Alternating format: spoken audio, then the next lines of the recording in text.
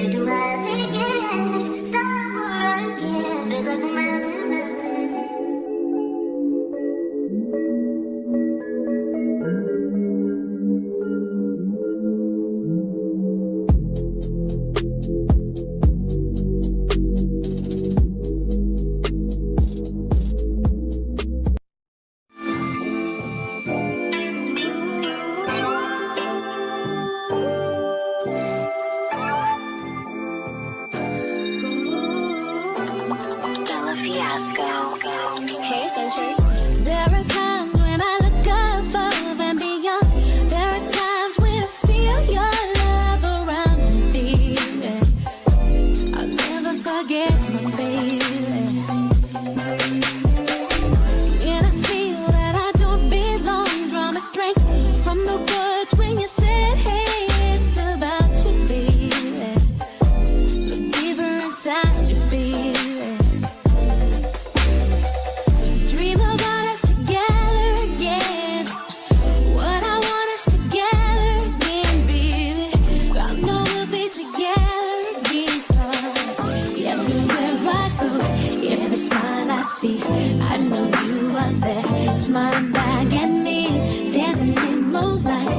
I know you are free, 'cause I can see your star shining down on me.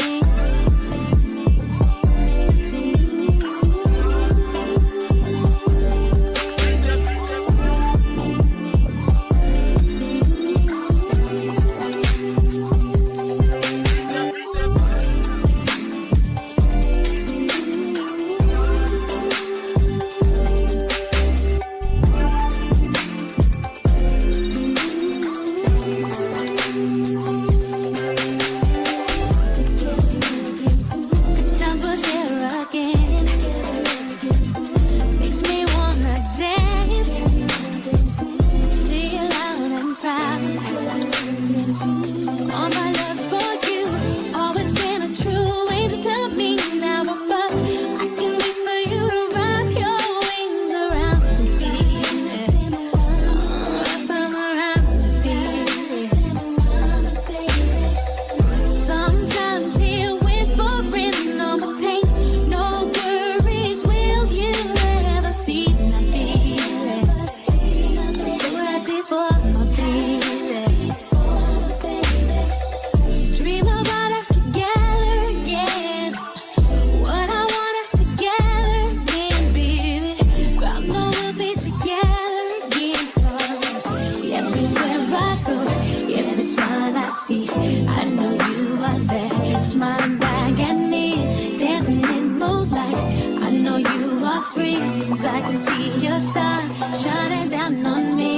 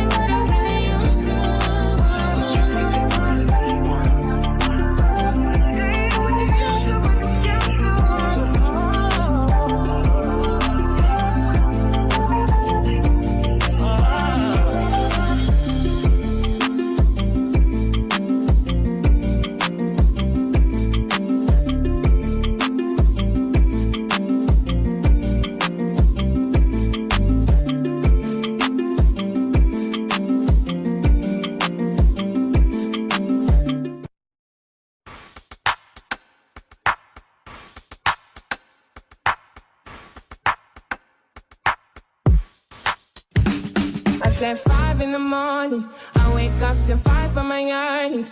Fear in my mind is a warning. Pray to the one you're relying.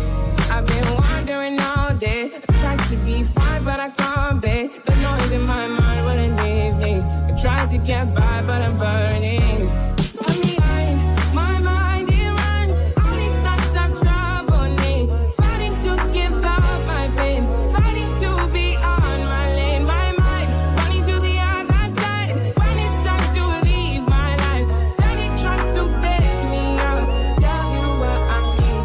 Right, yeah, I really need time now.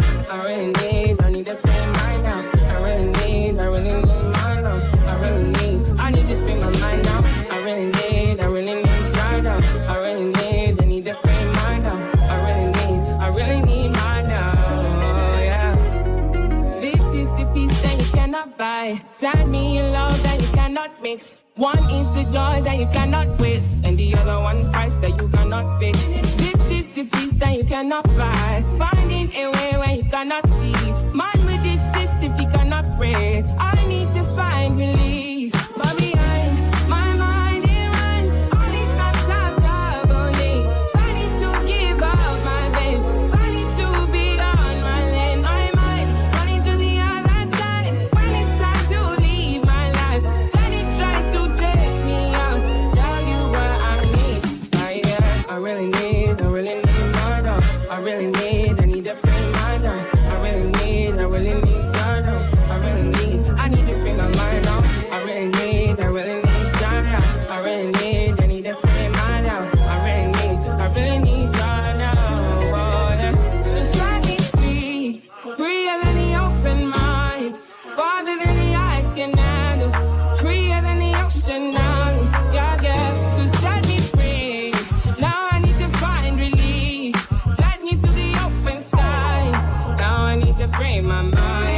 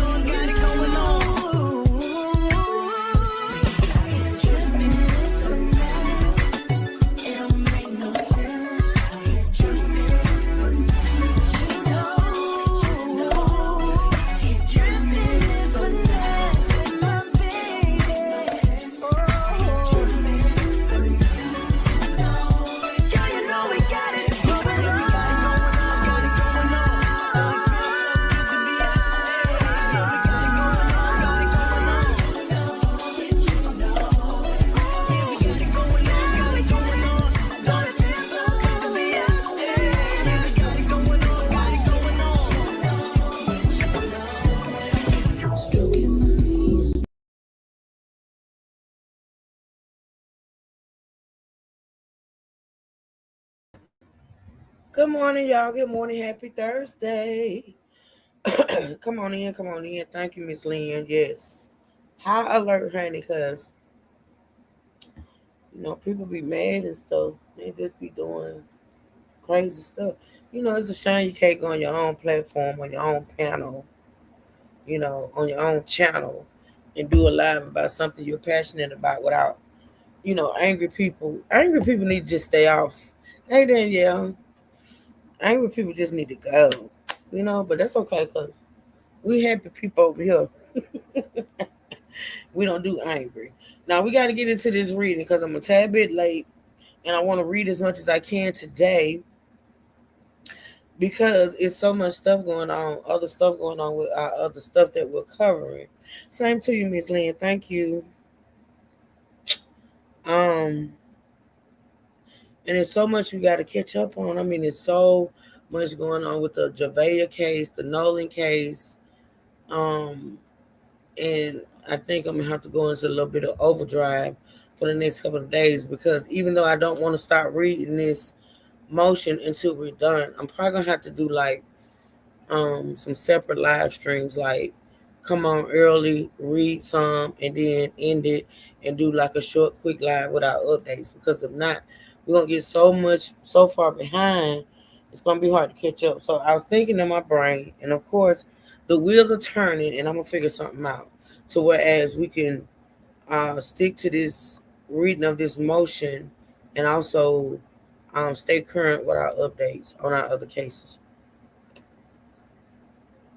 So that's what it's gonna be. That's what it is. We're gonna get into. But before we get into the actual reading, y'all make sure y'all double tapping the screen to like the live stream, please. If you feel it in your spirit, and you enjoy the content, please support the channel. The Cash App and the PayPal are pinned at the bottom. Okay, mods, like you say, Ms. Lynn say, be on alert. Um, Disagreement comments or disagreeing comments we can do. We just can't do flat out disrespect. Of course, we can't do the trigger words. So everybody don't have to be blocked, but those that need to be blocked needs to be blocked. Hey, honey locks, good to see you. Yes, let's get into it, girl.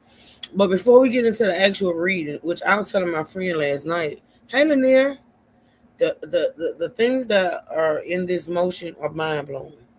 I mean, absolutely mind blowing.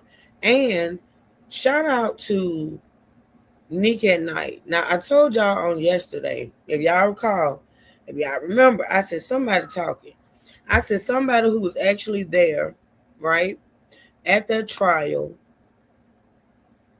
and was involved in certain things is talking. It's talking to these lawyers. Remember I kept saying that?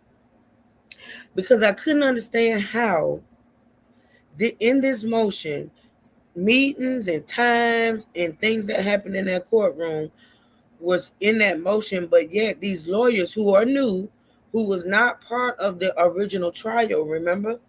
They had information about stuff that was going on that they couldn't have got that they didn't get, shall I say, from the actual court file, because the court file has been sealed in the judge's office, remember? They didn't even, when they did this motion, they didn't even have access to the court file, meaning the trial transcripts, right? They didn't have access to those. So some of the things that were mentioned in this motion, I'm like, how could they know that? I said either they got it from Carmelo, they got it from the parents, which still could be true. But come to find out, Nick at Night has been communicating with these people. And y'all know she was there. She was all up in the mix. And she has a community wall post over there. And I meant to upload it to my StreamYard so I could show it to y'all, but I didn't, but I will. She has a whole community post saying that she has been in communication with those lawyers and provided them with a lot of that information. Shout out to her. Right? I believe I made a statement yesterday. It has to be someone within the judge's social circle. No. Not the things I'm talking about.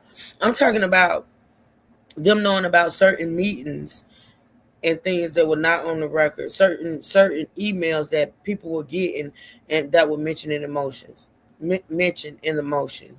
And it makes sense that it would be Nika at night because she, like I said, she was inside the courtroom. She was able to observe behaviors and things that were being done. She was receiving and sending out emails and things of that nature. So it makes sense that she, and I'm not saying she's the only person. I'm just saying she's one, right? Because they mentioned several names, right? They mentioned several names of people that were actually there, right? So, but she is, for sure, one of the people that's been in communication with this new dream team that has been helping them out. Shout out to her. Okay. So yeah, so before we get into some more of the reading of the motion, we're gonna take a look at a video, okay, that was put out by crime. Hold on, let me bring it up. Law and Crime. Y'all know I love Law and Crime, even though they get on my nerves sometimes. I really love the channel. They put out a recent video that I want us to take a look at. And also, I'm going to, hey, Natasha. Also, I'm going to replay for clarity. And since it's a big part of this motion that we're reading, right? I'm going to replay that judge's interview. Actually, he did two that I know of, that I have. And they're short. They're not long at all. And I'm going to let y'all hear the words come out of his mouth that they are now using against him. Okay. Yeah. So here we go. Let's listen to this recent video from Crime and Justice. I'm going to share that on my wall. Y'all want to go check it out. Hit the thumbs up if you like Law and Crime. Y'all know I love them. Subscribe to the channel. But let's listen to this update video that they put out. I'm curious to hear what they got to say about these recent events, right? Let's go. Carmelo Anthony's new team of high-powered lawyers are going scorched earth on the judge who oversaw the team's trial that ended with him being convicted of murdering fellow athlete Austin Metcalf at a track meet. He put his hands on me.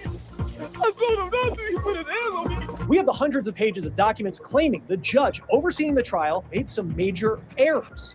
Now, Anthony's team is calling for the guilty verdict to be thrown out entirely. We will also talk about an alleged off-the-record deal that Anthony's defense team made with prosecutors that his new lawyers say set the now convicted teen killer up for failure. We're on the case presented by Law and Crime.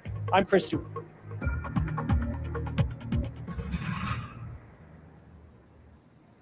One of the big questions coming out of the trial of Carmelo Anthony was, why didn't he testify? It is rare for a defendant in a case like that, a self-defense case, to not take the stand in their own defense and tell their side of the story.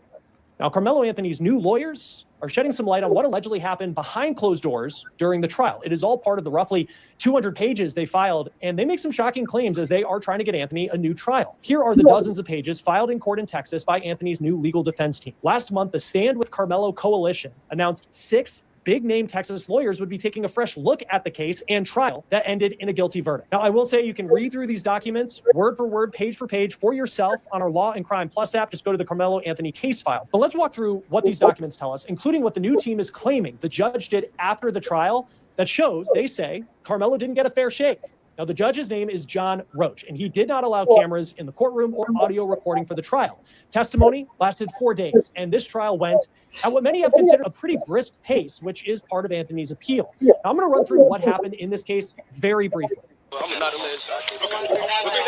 This is the body cam video from one of the first officers who confronted Carmelo Anthony after Austin Metcalf was fatally stabbed. Anthony stabbed the fellow track star during a high school track meet in April of last year outside Dallas in Frisco, Texas. Now, here is the very blurry video of the incident. It was shot from a surveillance camera on the top of the football stadium. It shows some commotion, shows a potential shove from Austin Metcalf, but the moment in question, the stabbing of Austin Metcalf, is something you really cannot see. But this surveillance video was big evidence at the trial. Anthony was reportedly under Metcalf's team's tent. Metcalf wanted Anthony to leave. Anthony did not leave, and then Metcalf shoved Anthony, and in that moment, Anthony pulled a knife out of his backpack and fatally stabbed Austin Metcalf once in the chest. The jury took roughly 3 hours after hearing testimony to reach a guilty verdict. In the days after the verdict, Carmelo Anthony filed a notice that he would be appealing the verdict, and these filings appear to be the first step in that process. Now, there were 2 documents that were filed. One is calling for a new trial. The other calls for the judge who oversaw the trial to be recused from any future proceedings on this case. So I want to start with why this team believes that Carmelo's guilty verdict should be tossed. Anthony's lawyers are arguing that his Sixth Amendment right to a public trial was violated. They say that this case received national attention, and yet the proceedings, they argue, were kept out of public view. Audio and video recordings were not allowed. We couldn't live stream it. We were only getting reports from a small number of credentialed media members inside the courtroom, and we were able to have one of those reporters, Cody Thomas from Court TV. But as far as the public, we did see lines out the door throughout this trial, but for the public, there were roughly only 24 seats in the courtroom. Dozens of people lining up outside. There was an overflow room, the appeals attorneys argue, but they say that room was eliminated. Now, in the document, Anthony's team also has anecdotes from people who traveled from places like North Carolina and Arizona in hopes of witnessing this trial, but they say they weren't allowed in. Now, the decision not to allow cameras, live streaming, and audio recording, that was made by the judge. And this is what that judge said in an interview with WFAA television after the verdict. I'm doing this interview with you to make sure that people understand how the system works. And if they really wanted to, and I mean this seriously, if they wanted to, they could have stood in line with everybody else. We're going to talk more in just a moment about the issues that the Anthony team now has with Judge John Roach and what he had to say in that interview. A big part of this trial also was the fact that Carmelo Anthony didn't testify. Many people have wondered what went into that decision. If he was so scared for his life, why not tell the story on the stand?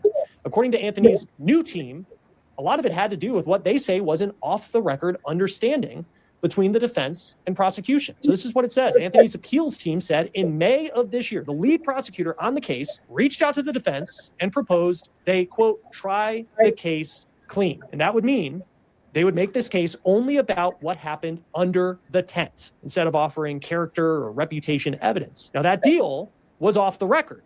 And they say the reason for that was so the media wouldn't get word about it because it's probably something we would see in court filings or through local media reports. Now, Anthony's team says that his defense was then limited under that deal at every stage of the trial. They say the defense could have presented statements that trial witnesses made to police, like saying that Austin Metcalf was, quote, kind of like the aggressive guy on the team. They say that there's a student who told police that Austin would get, quote, triggered. And they also say that there's a witness who told police that Austin and his twin brother Hunter refused to be disrespected. They also say under this off-the-record agreement, the defense didn't bring any expert witnesses who could have talked about how Carmelo Anthony's epilepsy could have impacted his perception of threat, or how the fact that he has an adolescent brain, he was only 18 years old when all of this happened, how his brain wasn't fully developed, and that may have impacted his ability to have a fight or flight response. Now, the truth is, we don't know if that was presented. Would that have changed anything in jurors' minds? They reached a verdict after 3 hours of deliberations. Now, here is where Anthony's new team says the off-the-record deal restricted him from being able to testify, because they claim that the plan was for Carmelo Anthony to testify about the altercation that he had with Austin Metcalf, and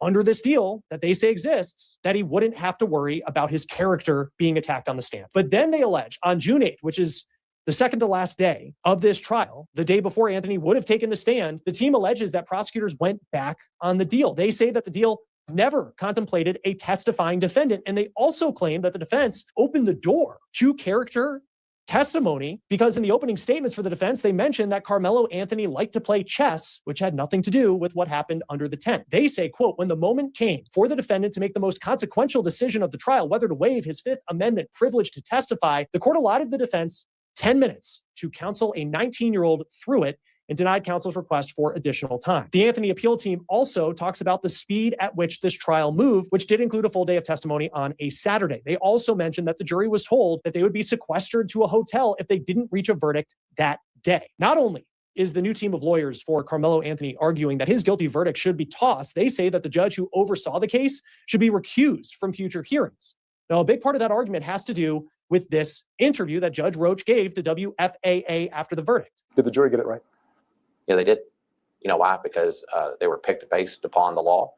They listened to the facts. They happened here in this very courtroom, and they got a verdict. And so that's the process. And whatever they say, they get it right.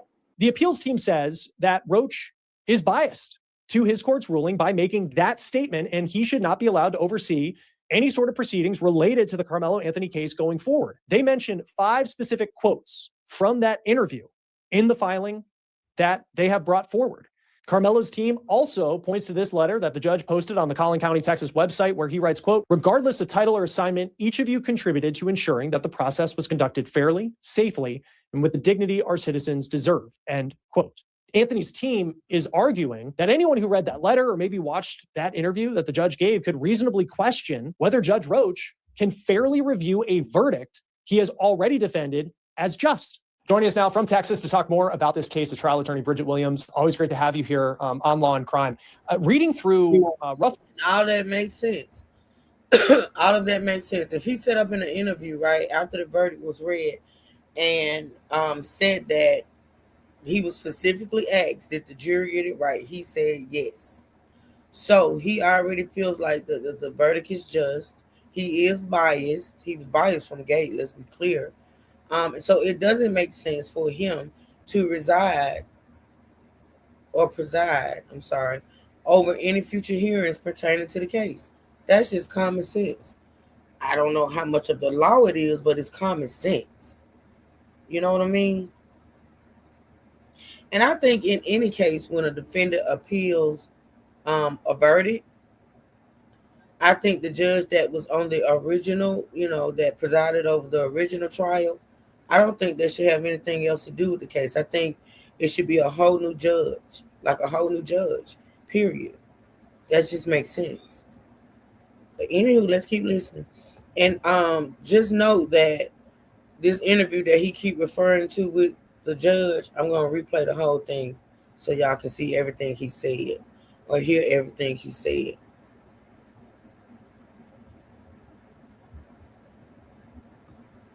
Okay. 200 pages. The part that stood out to me was this off-the-record deal, allegedly that the prosecution and the defense made, that the defense and prosecution wouldn't bring in, the character part of the trial, that they'll keep it to what happened in the tent. Let's just be clear. When it came to that whole back-end deal, it wasn't to benefit Carmelo. I don't know, Honey Locks. I don't.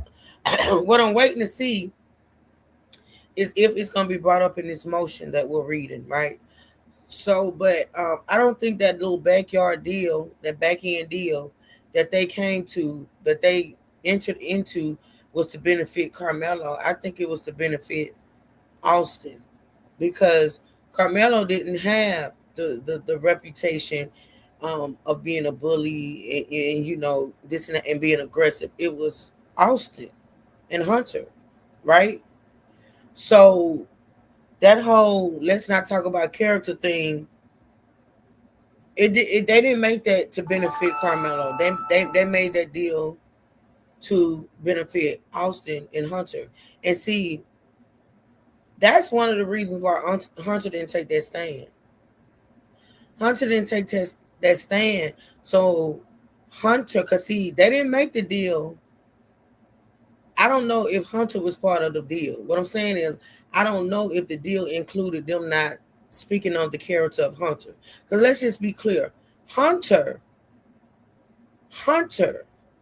is the reason why all of this happened. Point blank, period. Austin is not here. He didn't deserve to be unalive. It happened. God rest his soul. But Hunter is the one. And that's why, to this day, I feel as though he's suffering. He's got a guilty conscience because he is the one that started the whole thing. Oh, I didn't know that, Honey Locks. Where you see that at? I guess you may have heard it on another platform. I didn't know anything about that. I did not know anything about that. See, all of that could have came in. All of that could have came in if it's true. So, yeah, that deal wasn't made, like I said, to benefit. Because Carmelo didn't have that reputation. It was the Metcalf boys that had the... Yeah, well, you know what? I take that back. Hunter was part of that deal. Because if I can remember correctly, I remember reading that it said the character of Carmelo and the Metcalf boys, which meant both of them. So they didn't want neither one of their reputations to be brought up because they know. Because they know.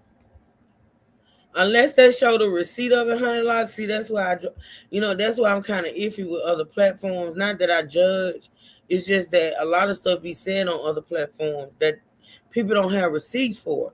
And if you notice with me, I don't, everything that's thrown out there the first time, or like when somebody puts something in my chat, right? Just like with you. You put something in my chat that's supposed to be a fact, and I say, well, where did you see it? Where did you get it from? And then my next question is going to be, did they show a receipt of it? Because I just don't, you know what I'm saying? I just don't take everything another platform or somebody else says about something and run with it, because that's how, rumors and lie. And I'm not saying that you or that other person was lying, but if they didn't show a receipt for it, like show, where he was arrested for that, I just don't run with it like that. You know what I'm saying? But no shade to oh, okay. To have those type of deals in cases like this. It's pretty common to happen in criminal cases like this, or even in misdemeanor cases in trials, where defense counsels and prosecutions will have agreements that they say, well, I won't talk about this as long as you don't talk about that. However, the enforceability is what we're talking about here. And is that something that they can rely on, that says that it forced him not to testify, and then raises grounds for a motion for a new trial? A lot of times, like what Judge Roach said here in his response to that, well, is it enforceable? Was it something that was presented before the court? Did the court agree on that? Was it something that was written down that was presented to the court? In this situation, it wasn't. Even in the motion for a new trial, it states, well, it was unrecorded. It was an unrecorded evidentiary agreement, and that's the issue. Yeah, and I know they said that this was a deal that was negotiated through like phone calls, and I don't know what type of record there may be with that. What did you make of, especially when it came, and that's been a big question, I think, since this trial concluded, was why did Carmelo Anthony not testify? And the idea that they paint the picture in this document that there was 10 minutes to make this decision, and that was all the time they had. They couldn't get more time. And then apparently the day prior, the prosecution says, hey, we may have had this deal for all the witnesses, but this unwritten, off-the-record deal did not include the defendant. What did you make of that part? And I think in the scheme of this being an appeal going forward, how could that factor into the efforts that this team for Carmelo Anthony has going forward? Yeah, I think that they had to make a decision based off of the information that they were presented during trial. Sometimes in a trial, so many things come up for the defense counsel as you are learning about them as the trial continues on. And you have to make a decision on the spot based off of the information that's presented to you at the time. And at this time, the information that the prosecution had presented to them shown in court, the defense counsel stated that they believed that it wasn't the right decision for Carmelo Anthony to testify in this situation. Whenever a defendant does testify, it does typically open the door for the prosecution to ask them questions about their history, ask them questions about a number of things. And so it is a decision that the defense counsel has to make. They may have tried to prep him prior to that. They may have decided that, okay, well, maybe he was going to testify, and then decided during the trial that that wasn't a good idea anymore during that 10-minute time period. So I think that there's so much that can be determined during a trial, and the defense counsel has to make that decision on the spot. It's a hard job to do. It is. And I mean, being a defense attorney is just an incredibly difficult job, especially, I'm sure, in a high profile case like this one. I think you could look at with just how the case played out, that this deal may not have been the best decision to go forward with. I think that there could be a lot of criticism of that if all that's being alleged here is true. Does it reach the bar? This was a bad decision that this defense attorney made to go into a deal, and we're not going to include like what the appeal lawyers say as far as experts being brought in. Apparently Carmelo Anthony has epilepsy. Could that have been something that would have had an impact on his decision-making at 19, 18 years old? He doesn't have a brain that's been fully developed. That's not an argument that was made, they say, because of this. Does that reach the bar, though, in an appeals process for an ineffective assistance of counsel claim? Well, the ineffective assistance of counsel claim by an attorney, it's a high threshold for someone to reach. And what is deemed to be is that if the attorney had done something differently, if they had presented this evidence, if they had done these things, then the outcome would have been different. They have to show that the outcome would have been different if the attorney had done those things. And so is it a concern? Is it something that could be raised? Possibly. Do we know that it would make it to the point of, like, we know that the outcome would have been different if those things had been presented? We don't know. Yeah, and that of course is just one part of a couple points that the appeals lawyers for Carmelo Anthony bring up. One of them, and this was a controversial decision, was the no cameras being allowed in the courtroom, no audio recording was allowed in the courtroom. This case was not live streamed. It was a relatively small courtroom. I think there was 24 seats that would be available for members of the public. There were a handful of reporters, like for Court TV and for us here at Law and Crime, we had one of the seats in there, but they argue that this violated Carmelo Anthony's Sixth Amendment rights because he has a right to a public trial, and they say this was not that. Of course, we see in some states cameras aren't allowed at all. States like Florida, you see cameras all the time. What do you make of that? How strong of a claim might that be in an appeal process? The rules of Texas civil procedure lay out and they govern this motion for new trial and for the motion for an appeal. And when they are doing those things, they're considering a number of factors. One of those factors is, are there procedural irregularities that impact the fairness of the trial? If a judge removes the opportunity for the public to be involved with the case, to come in to an open forum, because that's what it should be, an open forum for the public, then that's a problem. That can impact the fairness of the case. And like it says in the motion, it violates the Sixth Amendment rights. And so it is something I think that they have a chance at least being heard on this motion for new trial, because there's not enough room in that courtroom for everyone that was there. My understanding is that there were lines out the door. There were several people who couldn't make it into the courtroom. And like you stated, there was room, there was actual seats that were already assigned for media. There were seats already assigned for the defendant's family. There were seats already assigned for the prosecution's family. So that even limits it even more for individuals of the public. So it wasn't enough space in that courtroom for members of the public who actually wanted to be involved, to see what was going on, to hold the court accountable, because that's what the whole purpose of that is. So that way it can be held in the general public. In a lot of these big cases, we'll see overflow rooms because there's, I'm sure, thousands of people who would have liked to have been in the courtroom for that, but just with the size of courtrooms, like oftentimes you can't accommodate every person. What typically, though, and I guess that overflow room was eliminated according to the appeal that was put in there. I think of other high-profile cases. It was a federal one, but with like Diddy, there was a huge crowd outside the courthouse every single day. There was no way you were going to be able to fit every single person who would have wanted to be in the courtroom. Like, what though is like, is there like a number of seats or something that could, I guess, in the argument is like 24, just like I've been in courtrooms before, obviously, but like, how does that work where on one hand, you probably can't accommodate every single person with just the size of a courtroom, but then at the same time, still making sure you reach the bar that the public had the right to be there? Yeah, and that's something that it's controversial, but it's up to the judge's discretion. And the judge has to make that determination on, okay, well, is this something that is still being accurately depicted to the members of the general public? And so that's up to the judge's discretion. And he made the decision on that prior to, the trial even getting started. They had a gag order in place. They had several things in place that kind of just limited the public's eye on what was going on. And so it's the judge's discretion on what can be allowed into the courtroom and what cannot be. The judge gave an interview to a local television station in Dallas in the days after this verdict. That seems to be a cornerstone of the argument where Carmelo Anthony's team wants him recused from any future proceedings involving this case. He made some statements. He said he believes that the jury got it right. Under the context there, it seems like the way he was saying that was they got it right because it was a jury that was picked fairly and he stands by the verdict. But I guess how often, I know these are elected positions and people should know who these judges are, but were you surprised that the judge did an on-camera interview about this in the days after this verdict took place? Well, what I'll say is that whenever a trial is over, that doesn't necessarily mean that everything is over. It can still be pending if the person is convicted, right, and they have sentencing. Then there's still a time frame that is allotted for a defense counsel to have a motion for a new trial, 30 days.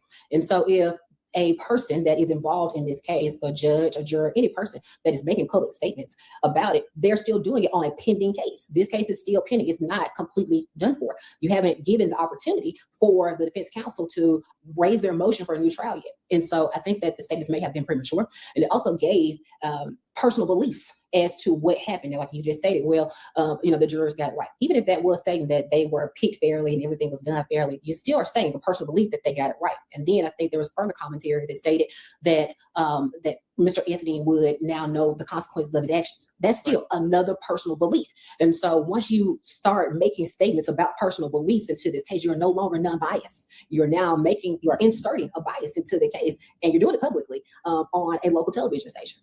Right. And it is, they bring up a point in this motion that was filed where could a member of the public look at this? And here's someone who says that he stands by the verdict that happened in his courtroom. But then if he were to be the one to look at oversee proceedings going forward that might overturn that. I don't know how much of this would impact, the jury, but of course that's, impossible to know. They make an argument. How do you know that he wouldn't be biased in the direction of the decision that he felt was right coming out of that trial?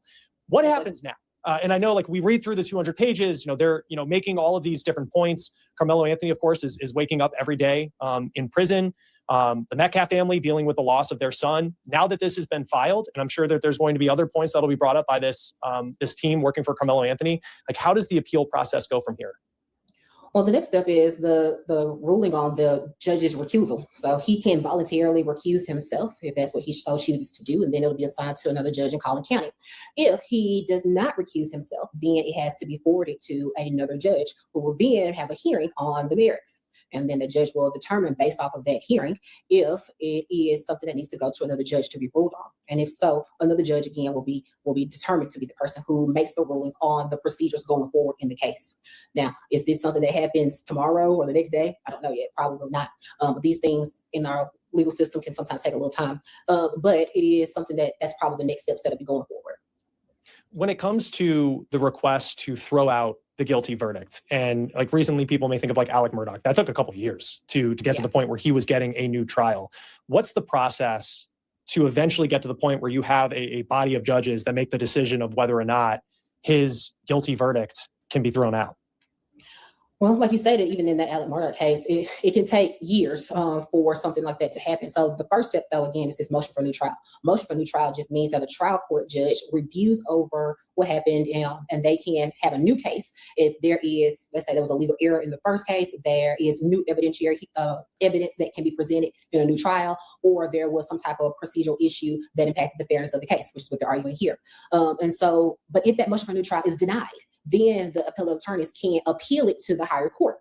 The appeals to the higher court are the ones that generally take a long time. And that's what happens when it can be extended out for years and years. That process is not a turnaround process. Yeah, and we'll see what happens next. Of course, a lot to take in there through the roughly 200 pages that were filed. I'm sure just the very beginning when it comes to this team now representing Carmelo Anthony working on the appeal process. We'll see what happens next. Trial attorney Bridget Williams, always great to have you here on Law and Crime. Thanks for being with us. Thank you for having me. Now, again, just before we go, because there is a lot to take in, roughly 200 pages, very important documents. If you are interested in the case of Carmelo Anthony going forward, you can read them word for word and page for page on the Law and Crime Plus app, and you can make a decision for yourself on where this case should go next. All right, shout out to Law and Crime. I think that video was very good. I think it was very informative. Hopefully, y'all was listening to it and got some key points from it. Like I said, right after we play this next couple of clips, we're going to get into we starting at page 45. I did remember y'all this time. We starting at page 45. We did 1 through 44 on yesterday for anybody that wants to go back and listen to the reading of this motion. But right now, we're going to get into the entire interview that Judge Roach gave the day Carmelo Anthony was found guilty and sentenced to 35 years, which now they're using against him. Okay. I did read the letter. At some point, I'm going to put all these up all together. Everything I tell y'all I have, like the Nick at Night post. I'm going to put that up. I'm going to put up the letter from the judge. I'm also going to put up, now I'm going to say allegedly, because I saw on another content creator's community wall, and I screenshotted it. But what I'm going to try to do is get the actual document myself, because a lot of times, and I'm not saying this about this particular content creator, I'm saying, just like I was telling Malika, a lot of times people put stuff out and it don't be real.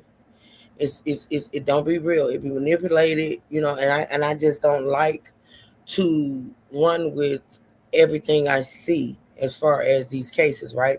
So I am going to go, just like I went and found this motion, I'm going to, because I just came across that, I'm going to go and try to find that actual document to be sure that it's real. So right now, I'm going to say allegedly, okay? Allegedly, there's a document that Judge Roach refused to recuse himself from the case. Allegedly. Now, when I go and find that document, I will put it up for y'all to see.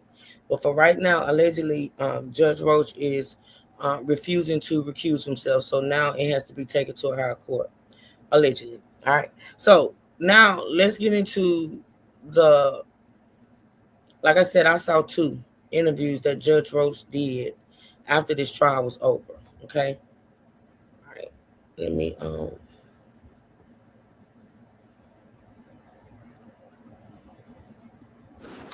Your name and how you spell it. My name is John Roach, John Roach. No, I know the answers to that. I know the answer to that question, but I got to ask it for the record. 100%. You've been on the bench for some time. Yep, I've been on the bench for about 20 years. 20 years, and this is the end. And then 6 months will be in the end. Did you want to take on this trial? I wanted the Collin County Judiciary to take on this trial. It was important to me to have somebody from Collin County preside over this Collin County case. So I didn't ask for it. No one. That's not how it works anyway. Yeah. That's the second time you put that in the chat, Lanier, and I tried to look it up, but I don't see anything. Are you spelling the name right? I'll try again, though. I'll try again because, FYI, we are going to be covering the case also of the young lady that was recently found hanging, I think in Mississippi. She's not the only one. We're going to try to get into all the cases, recent cases anyway, because it's become a thing. I'm going to try again to look that up, but I didn't see anything when I initially looked it up. Truth and Miss Lynn, I'll be back. Okay, Natasha, have fun. Have fun. We'll see you when you get back, sweetie. You know we'll be here. All right, y'all. Let's get into it. Make sure y'all double tap the screen to like the live stream. If you're in here and you're not subscribed to the channel and you enjoy the content, please hit the subscribe button. Also, if you feel it in your spirit, you like the content, please support the channel by hitting the Cash App or the PayPal, and it's pinned at the bottom. I didn't ask for it, but I was certainly willing to do it because that was my duty. In your conversations with, I guess it's an administrative judge who goes, I know they go down the list and they say, all right, it's your turn, and it's your turn. As they go through all the conflicts of judges that may potential conflicts, when they come and say, John, this may be yours, your first reaction is? I'll take it every time. I think it's my job. It's my duty. That's what I was elected to do. Yeah. That's the oath that I took, and I'm going to do my job. No consultation with your family? Or None. No. Nope. And where does that come from? I don't know. I think it's just duty. I think duty, whether that's duty in the Marine Corps or just duty to my family and stuff, I take duty really seriously. And I took this job to perform that duty. And if that's what I had to do, that's what I have to do. Did you fully at the time grasp the enormity of that decision and the outside stuff? I don't know. I think in some ways I did. I think in other ways I didn't. I certainly knew it was very, very important case within our community. I didn't think I realized the enormity of the social media and the media during the trial. How long have you been prepping for this trial? I've been prepping for this trial with the departments, with the Collin County system, with the sheriff's office and everybody for about 8 months. Is that the longest you've ever had to prep? 100%. Why? Logistics. One of the critical pieces of this case where we had minors who were testifying. Prior to me getting the case, we had some of those witnesses doxxed and swatted and revealed on social media. I didn't want that to add to the already traumatic event they've been through. And I didn't want them to change their testimony or be uncooperative with people trying to call them as witness out of fear. And so my number one duty at that point in time getting the case was to how do we protect those minors who are critical to this case to come and testify. I'm sure you've already read and know that one of your fellow judges has already been doxxed and swatted and all the things. I did know that. And still no reluctance from wanting to take it on. None. Yeah. The decision to not have cameras or any kind of streaming, was that an easy one? Yes, it was an easy decision. And I'll tell you why. My primary goal in any case is to make sure that the defendant and the prosecution gets a fair trial, period. I have seen from other cases around the country where cameras in the courtroom changed the way that the judge acted, the lawyers acted, some of the witnesses acted, and we were not going to have that here. We were going to really isolate the purpose for which we were here for, which is to have that fair trial, and cameras in the courtroom did not enter into that equation at all. How much grief did you get from people around you about that decision? I don't know. I don't listen to it. I just flat don't listen to what's going on the outside. I do what I think is right, no matter what decision that is. And I sleep well at night knowing if I follow the law, then everything works out like it's supposed to. And so these outside influences, all the noise from the outside, I really isolated myself from that in this case and in all cases, and just do my job the best I can following the law. How do you think we're talking with the attorneys, other attorneys outside of this. How do you think they describe you? Strict, no nonsense, fair, and that to me is the most important part. I know for a fact when I make a decision here, people are unhappy. What I hope is when they walk out the door that they think they got a fair trial or fair hearing or fair something. And if they do that, no matter what they think about me personally, then I've succeeded. And you're okay with any of those characterizations? I think they're fair. Yeah.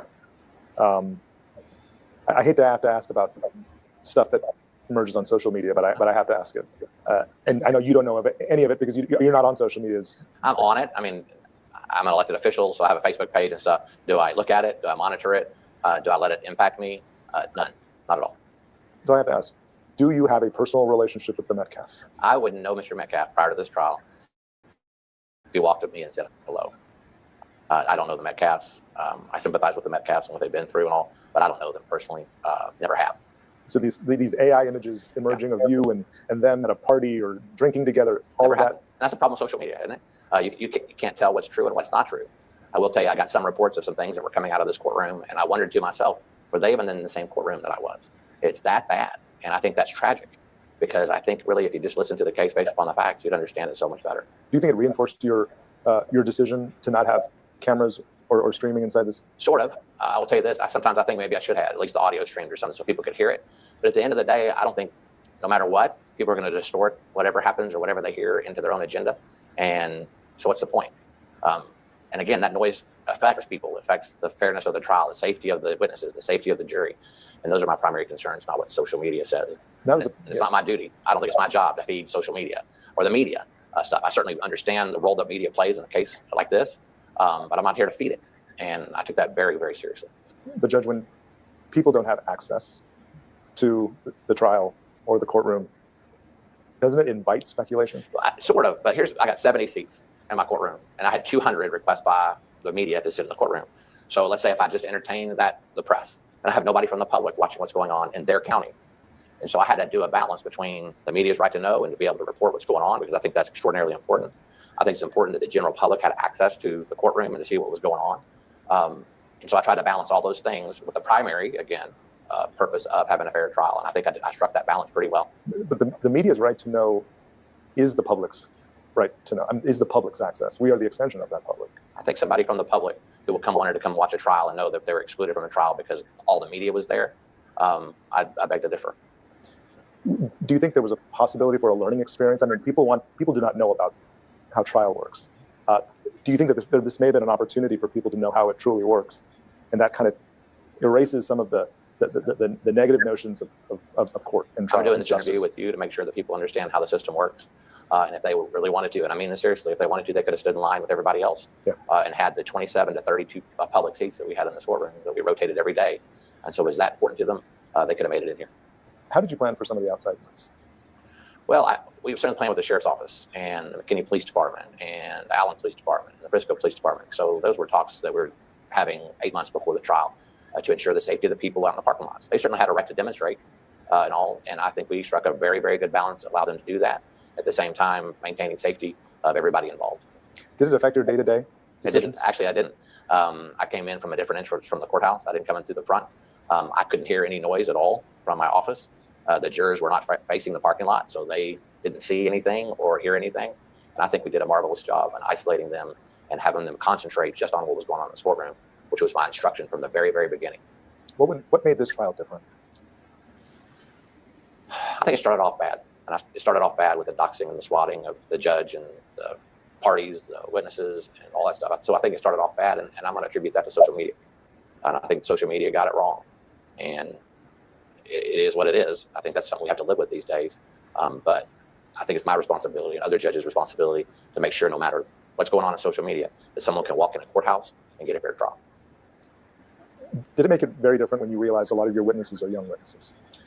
No, look, I've been doing this for 20 years. A lot of the witnesses come in all shapes and sizes and colors and all that. And so that was normal for me. What wasn't normal for me is to have those witnesses be intimidated by things being said on social media, because those young people rely on social media more than I certainly do. And so that sure impacted me to make sure that they did not change their testimony. They were willing to come in and tell the truth without fear of being doxxed or swatted and stuff. And so I took every precaution that I could, consistent with the law, to make that happen. I know Steve brought it up to you, and I know both sides probably brought it up as well. The AI images of people claiming to be inside this courtroom. Yeah, that ticked me off a little bit, because if you're going to call yourself the press, then and people are going to depend on you to tell them what's going on in this courtroom, you should be telling the truth. And so Mr. Stoller, a public information officer, brought it to my attention that some news outlets were posting photos saying from inside the courtroom. And it wasn't my courtroom. It wasn't the witness. It wasn't their testimony. And that's tragic, because, again, that just breeds the narrative that these people want to cultivate in our community to drive a wedge between us. And I think that's terrible. Since we're on the topic of image, can we talk about some of the drawings of Sure, you during the sketch? sure, What do absolutely. you think? What do you think? My wife would show me a drawing every once in a while of a court case going on. I couldn't figure out who the judge was. And that's all I'm serious. The sketch artist was awesome. She was very sweet. She was here every day, putting her life's work into those images, because we didn't have cameras in the courtroom. That's the only visual that anybody got. She did a marvelous job. I think I'm more handsome than what she portrayed overall, but I'll let everybody else figure that out. Did the jury get it right? Yeah, they did. You know why? Because they were picked based upon the law. They listened to the facts. It happened here in this very courtroom, and they got a verdict. And so that's the process. And whatever they say, they get it right. There's going to be a lot of scrutiny over voir dire, and you denied the defense, and the dismissing of 3 jurers who at least identified as African American on their bioforms. What did you make of that moment? Well, that's not exactly how it works. The defense didn't dismiss them. I'm sorry, the defense raised an objection. They raised an objection. Yeah, they raised an objection. Like I told you before, as long as I follow the law, I sleep well at night. And I'm telling you, I follow the law in that case. Did I know what the perception was going to be? Sure. I knew in the back of my mind what the perception was going to be. But I'm not here to satisfy perceptions. I'm not here to satisfy agendas. I'm not here to do any of those things. I'm here to follow the law. And I did it to a T. And I'm proud of that. Very proud of that. Is this your last big trial? It's my last big trial. The sad part about it is, I will tell you before I leave at the end of the year, I'll try a couple more murder cases, for example. The parking lot won't be full. The gallery won't be full of people watching the case. But we still have somebody who's died and someone accused of doing the killing. And it won't draw the attention that this case did. And their death is no less tragic than the tragic death of the young man in this case. And so, big trial, I guess, from an outsider's perspective, and the social media and the media interest in the case. But crime still happens in Collin County, and every single person deserves to have as fair of a trial that Carmelo Anthony had. What's your take on Carmelo Anthony? I don't know. I really don't know. You've had a lot of defendants in your courtroom. I've had a lot of defendants in my courtroom, and I talked to Mr. Anthony a couple times because I'm legally required to go over some things with him. He seems like a nice young man who committed a crime, and he understands today, more than any day before today, the consequences of committing a crime like he did. Last question. Yes, sir. The future of the justice system. What do you think about it when you realize you have all these social media influencers and citizen journalists? I don't know. I hope that the judges that hear cases period. I was about to say high-profile cases, but that's not it. It's just any case. Realizes the importance of their job, and their job is to be fair to the state and to the defendant, and to protect the people that come before them and make just and right decisions based upon the law. And we can do that. That's great. The influence of social media, I think, is going to continue to impact our communities everywhere. And I hope that we can rely upon our justice system to weed through the noise and find justice for everybody who comes through our doors. This is a personal question I wanted to ask you. Sure. Do you understand why the legitimate media had to be a pain in your ass? Legitimate media. There's this guy named Jobin, who I think was probably the worst of all of them. And no, I didn't understand how he could be that way. Look, I absolutely understand the media's role in all this. I mean, it's the First Amendment for a reason. It is absolutely the First Amendment for a reason. But at the same time, a defendant has a right to a fair trial, and the prosecution has a right to a fair trial. That's also in the Constitution. And so you just have to balance all those interests. And I'll honestly say, I think I balanced it well. And I know I made people mad, but I'm not here to make them happy either. I hope that the Metcalfs think that their son got a fair trial in this courtroom, as do I hope that the Anthony family thinks their son got a fair trial in this courtroom. I certainly think he did. Did you feel the pressure of the other courts not being able to operate too? So, of course, they're independent elected officials. They can operate if they want to. Yeah, and some of them have. They have. Virtually. They have. We were trying to cut down on the sheriff's duty of transporting back and forth and stuff. And so I asked them if they could modify the way they are operating in court. They could go to Zoom like we did for a long time. They could, pick days that we weren't here, like on that first Tuesday. Yeah, but it's up to them. It helped a lot that they cooperated. And by the way, that's one of the messages that I don't think I've been saying enough is what we did here was a well-oiled machine. I've never seen a case. You want that on the record? Sure. 1% of women aged 50. Go on. Okay. The case that we tried here in Collin County was a well-oiled machine. I mean, Collin County, it should be the model for high-profile cases from here on out. And that's because we started 8 months ago, and I met with anybody from facilities to IT to the audiovisual people to the sheriff's office. We constantly came together and met to make sure that Collin County was going to be a focus for a minute. And we wanted to make sure that everybody understood that, number one, don't come around and mess with Collin County. And because we're here for a job, that job is to make sure that everybody gets a fair trial and everybody's safe. And we wanted to go seamlessly. And one thing that does worry me a little bit is people go, oh, this was a 5-day case with the evidence. 5-day case, it must have been cut and dry. I don't know if that's true or not. It was 5 days because I wasn't wasting anybody's time. Our community needed to heal quickly. They needed this case over one way or another, but the case had to be fair first. But we accomplished that. But it was a gargantuan effort by every single person involved in Collin County and outside Collin County. And so we're very, very proud of our county, all of our employees, all of our elected officials, all of our judges, everybody in getting this case tried quickly because our community needed it to heal. Thank you, Judge, for talking with us. Sure. All right, so here's the second Well, one. I didn't quite know how this case would catch on like it did, but I knew from the very origins of the case that it started off badly. At the first hearing they had with regard to Mr. Anthony's bond, I was not the judge of that, but social media really caught the case and really started impacting the energy around the case. And so the judge got threatened and people got doxxed and swatted and things. And so I knew that was going on. And so I did not want that to happen. I wanted Mr. Anthony to get the fairest trial that's available anywhere. And to do that, I had to protect people. And the major group of people I wanted to protect are the students who witnessed this tragedy. And so that really was the really start of preparing is how do I do that? How do I isolate those kids? And so we don't have to make this tragic event even more tragic than it already was. And so that's when the preparation started. But it's important for us to make sure that the facts are tried in a courtroom and not in the courtroom of public opinion or social media or the media. And so that was important to me. I knew it was probably getting out of hand even before I started the case. And I wanted to ensure that didn't happen because my job is to make sure that everybody gets a fair trial. And if we're trying it outside of these walls that you're sitting in right now, then that's not fair. Well, social media just generally got it wrong. I mean, and that, let me address that specifically is I don't know the Metcalfs. I have never met the Metcalfs. I have never socialized with the Metcalfs. I would know the Metcalfs if they walked in before the trial, if they walked up to me and said hello. And so it's ridiculous. And that's just people trying to drive their agenda and drive something. But you shouldn't do that. Even in social media, if you're going to call yourself a new organization or independent journalist or whatever you want to call yourself, if you're spreading lies, then you're not a journalist. And so I don't know what to do about it. I know what I did about it in this case, which is just ignored them and did my job. But I think long term, that's going to impact people's ability to get the news and get it right and get the truth. And that's sad. And I don't like it, but it's something we're going to have to deal with from now on. My experience just in life, watching court cases on TV, you can tell that cameras change people. They make them nervous. They make people act differently. And that includes the judge. It includes the lawyers. It includes the witnesses and everybody else surrounding it. And so I did not want that to happen. We needed to make sure that this was about this case.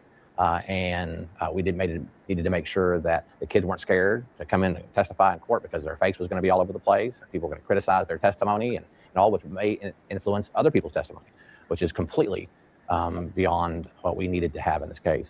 And so it was a pretty easy decision for me not to have cameras in the courtroom. I never have. By the way, in any case I've ever tried, I've never allowed a camera in this courtroom during a case. So this is not something I did for this case. Do you think race played a role in this trial? No. And kind of talking about the verdict, were you just surprised by the verdict? Or was there a jury here? It's not really my job to be surprised or not. Here's what I'm supposed to do. Pick a fair jury, provide them a safe environment in which to do their job.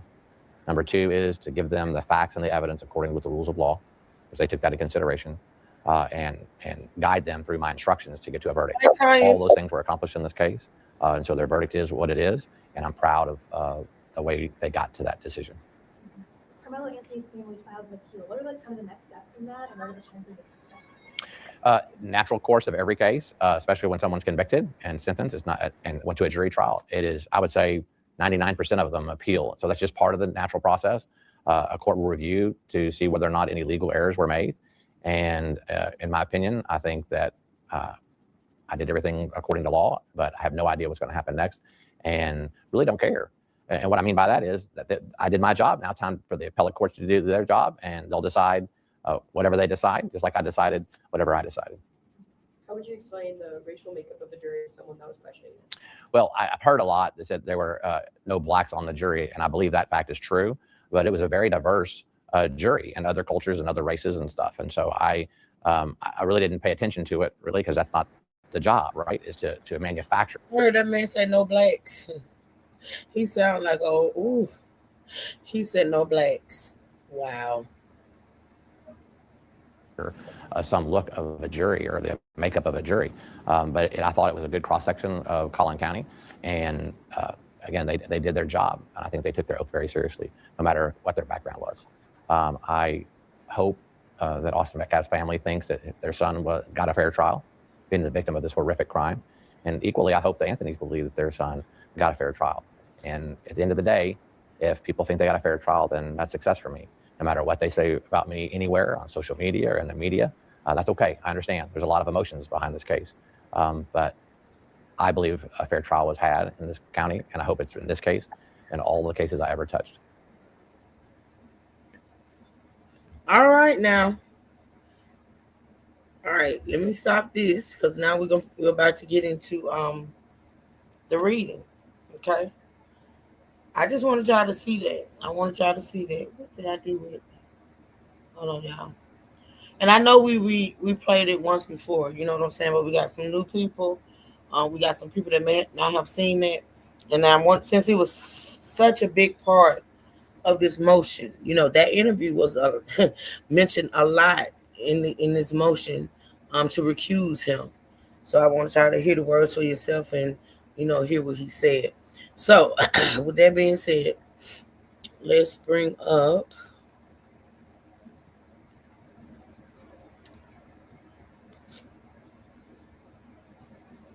all right.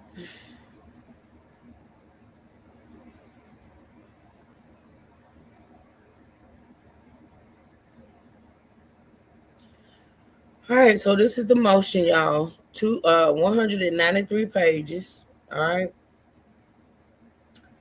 And we stopped at page 44. Well, we ended on page 44 on yesterday. So today we're going to begin on page 45. Y'all got any questions, put them down there in the chat. I'll try my best to answer them. For those who did not see or hear me read pages 1 through 44, hold on a minute, y'all.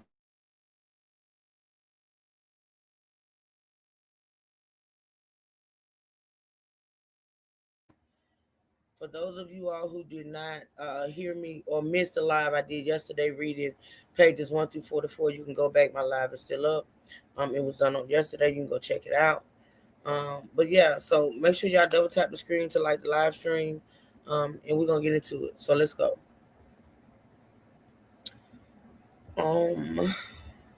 Closed courtroom is structural error that only a new trial can cure. A violation of the right to a public trial is a structural error that is not subject to a harmless error analysis. Because the closure pervaded every stage of the proceedings at which the order applied, jury selection, the guilt-innocence phase, and the punishment phase, rather than a discrete ancillary hearing, the appropriate remedy is a complete new trial. A structural error that is preserved and timely raised entitles the defendant to relief with any showing of prejudice. Now, mind you, this portion of the motion is talking about the fact that the trial was not made accessible to the public. All right.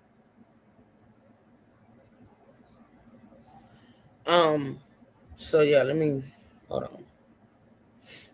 In the alternative, should the court conclude that any error affected only the assessment of punishment, Defendant requests a new hearing on punishment. This is K. Defendant had no earlier opportunity to object, and this motion preserves that claim. As a general rule, a complaint must be raised by a timely objection in the trial court. Where a defendant has no opportunity to object to the trial court's action until after the action is taken, a timely motion for new trial preserves that error.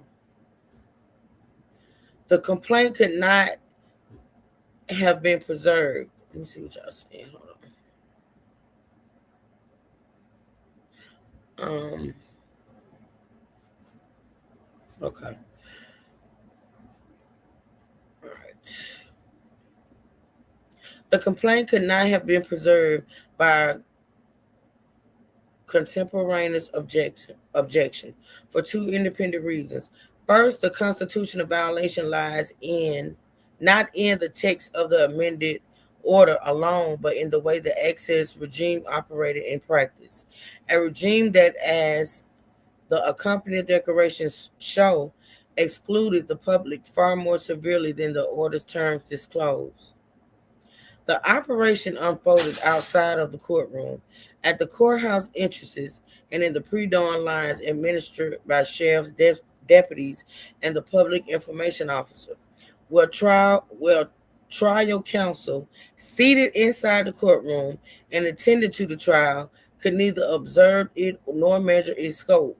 Counsel has no way to know from inside the courtroom how many members of the public were being turned away, that the overflow accommodation used during jury selection had been withdrawn. On that admission was being administered without standards. Second, the access determinations were not made by the court in open court on a record to which an objection could attach. So basically what they're saying right there is his decision to close out the courtroom the way that he did, he just did it. He didn't do it in open court. He didn't put it on the record. He didn't give the prosecutors or the defense to object to it. He just did it. He meaning the judge, okay? He just did it.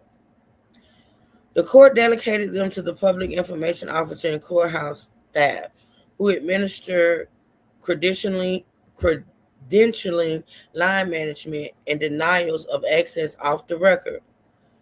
There was thus no ruling for counsel to object to it as it occurred, nor did the amended order.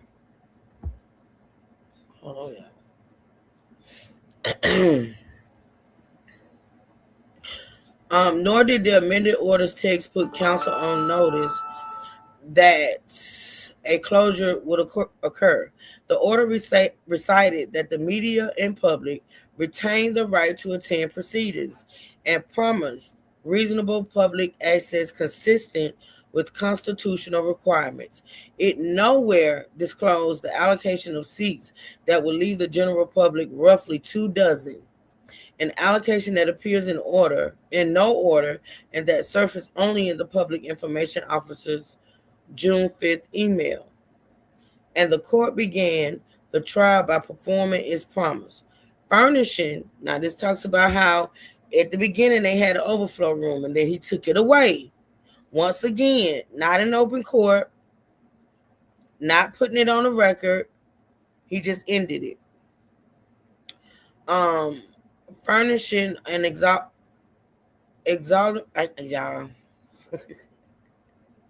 a viewing room through jury selection. Counsel was entitled to take the court's order at its word. The closure crystallized only when that accommodation was silently withdrawn, without announcement, without ruling or modification of the order, and when admission came to be administered at courthouse entrances and in pre-dawn lines that counsel brought in with parties through a separate secure entrance never saw.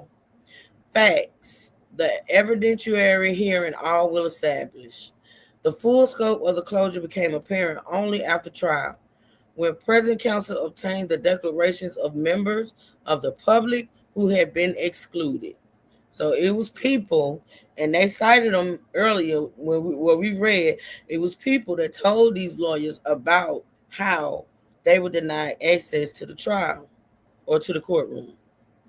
When present counsel obtained the declarations of members of the public who had been excluded, a motion for a new trial is the proper vehicle to raise such a claim. All right. All right, let me see what y'all saying. Yeah, he was set up from the word go.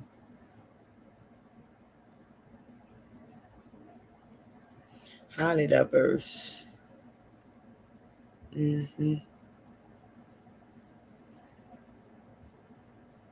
Okay. All right, so the point is underscored by a proceeding that unfolded outside the defense knowledge.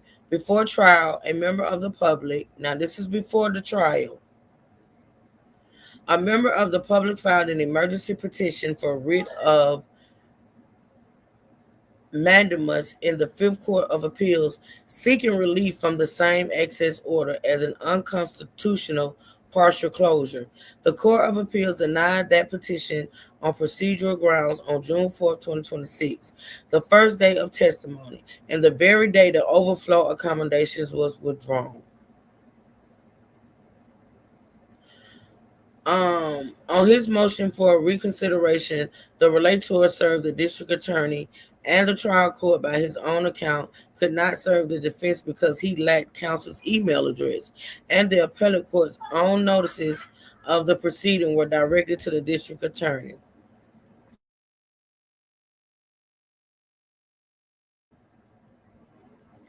Hold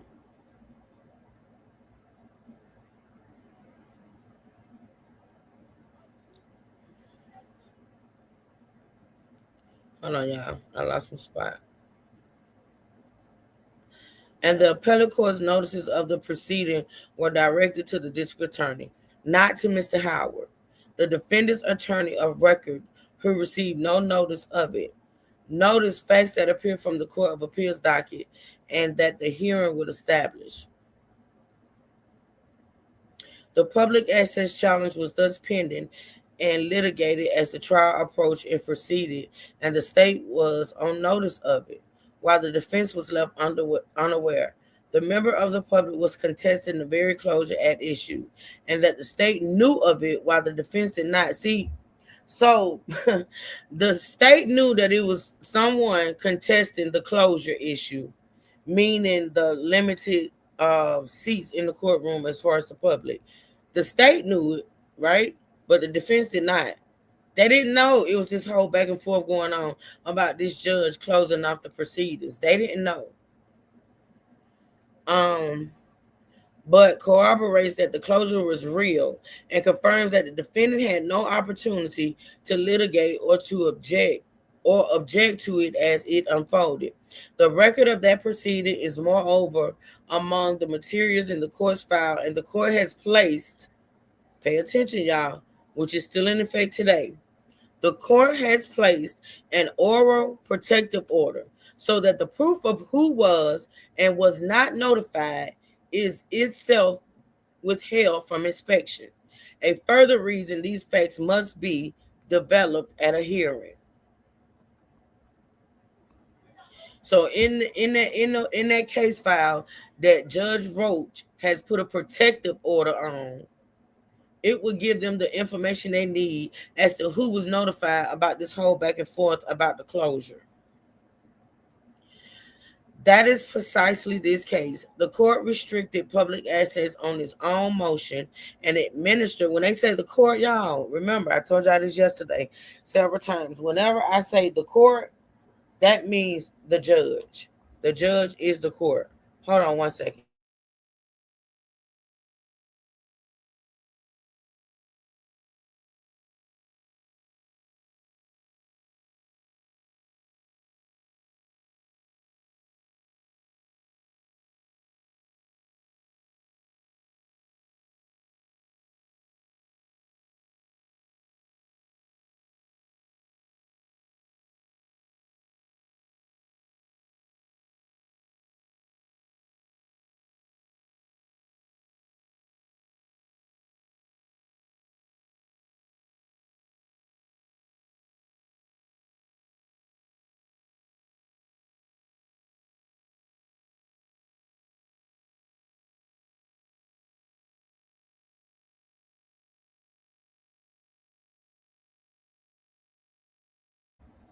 Okay, I'm back, y'all. I'm back. All right, let's continue. Let's see.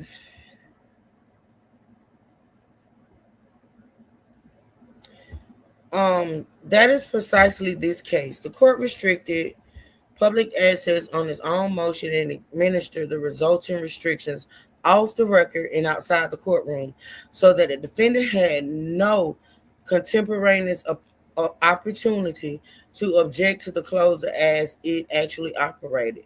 This motion is therefore the first available vehicle through which defendant could present the complaint, and it does not, and it does so specifically and with particularity. The structural error is thus preserved and timely raised, and defendant is entitled to a new trial without a showing of prejudice. To the extent the court concludes that a contemporaneous objection was nonetheless required and not excused by the manner in which the order was imposed, the alternative grounds set out below independently preserve and establish the claim. In the alternative, and to the extent the court concludes that a contemporaneous objection was required, the complaint was preserved because, for the reasons just stated, the motion raised it at the earliest opportunity available to the defendant. The right to a public trial is for.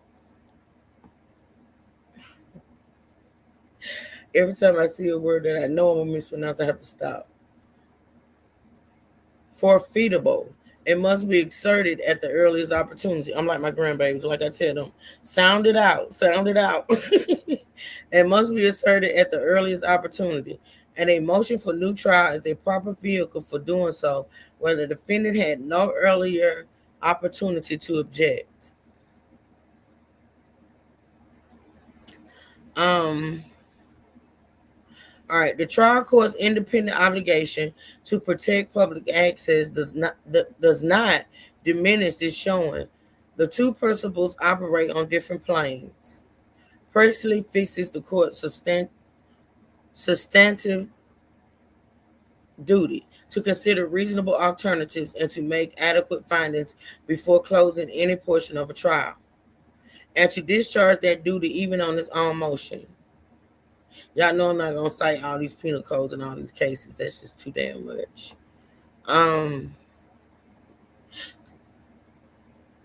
The court's obligation thus determines whether the closure was unconstitutional. Forfeitability determines only whether the complaint was timely raised. Both are satisfied here. The court, okay, closed the court. Listen, y'all, this is the ending of this. So this is what they're saying. All that I just read in these 45 pages, it comes down to this, right? The court closed the courtroom on its own motion without the findings or the consideration of reasonable alternatives. And the defendant asserted the right at the first opportunity the closer afforded him. In summary, the grounds and facts supporting a new trial on the first ground are these. The trial court materially restricted public access during the testimonial phase and punishment proceedings, repeatedly excluding members of the public without the findings or consideration of alternatives Waller requires. The same access regime applied across jury selection, guilt, innocence, and punishment, and it repeatedly excluded members of the public from substantial portions of those proceedings. The resulting violation is structural. The defendant had no earlier opportunity to object. They knew nothing about it, and a new trial is the only adequate remedy. Should the court not find the first ground persuasive, it should next consider the second ground for a new trial. So,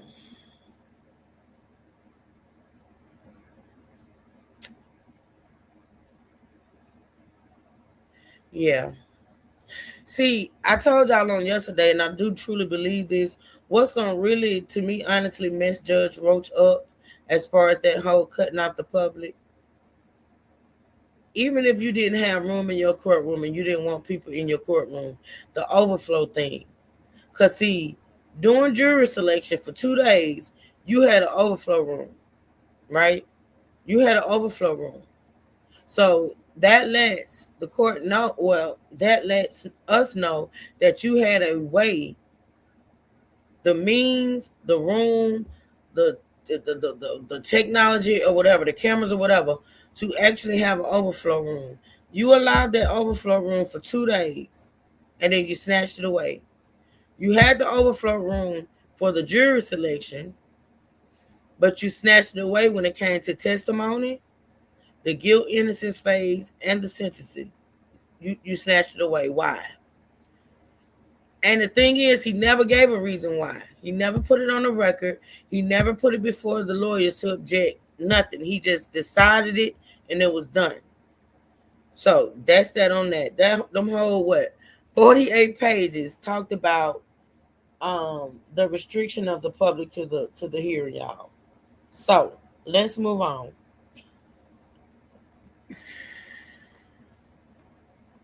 The second ground. Now that was the first ground. The first ground was Carmelo's Sixth Amendment right was violated because he was not granted a public trial. That was the first ground, right? This is the second ground. Second ground for a new trial. The state's repudiation of the parties' unrecorded agreement limiting character evidence after the defense relied on it. They coerced the waiver of the defendant's right to testify, denied him a complete defense, and warrants an evidentiary hearing. So this whole motion is not, as people are saying, to throw out the verdict or even outright asking for a new trial. This motion is saying we deserve a hearing to determine whether or not he should receive a new trial, right? See, people get it wrong. People get it wrong a lot. People are thinking that this motion is a motion for them to say, oh, throw out the verdict, he's innocent, send him home. That's not what this is. There's steps to this. You know, you got to go through steps. And this motion that we're reading right now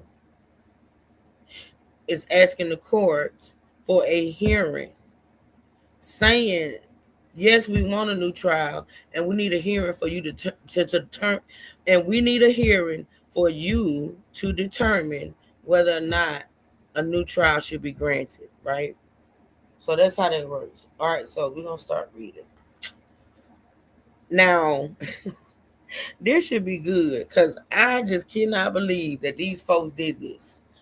I can't believe that Mike Howard actually agreed to this. I can't believe it. I just, and then too, to come to an agreement such as this and not put it on the record, and then later for it to be used against Carmelo that it was not put on the record is diabolical. It's diabolical. Yeah, and they really they fucked him, y'all. But we're gonna read, right? So the agreement and the defense's reliance. Santobello does not involve an identical procedural setting. Now let me Google that because y'all already know, baby. I sat up here and was trying to pronounce them other words, and they had lamest terms, but they want to put these fancy words in here. But truth ain't going. I don't like feeling ignorant. Santobello. I think I've heard this before. Okay, Santobello was a case they cited. Let me see. Go up here and see if I can see it.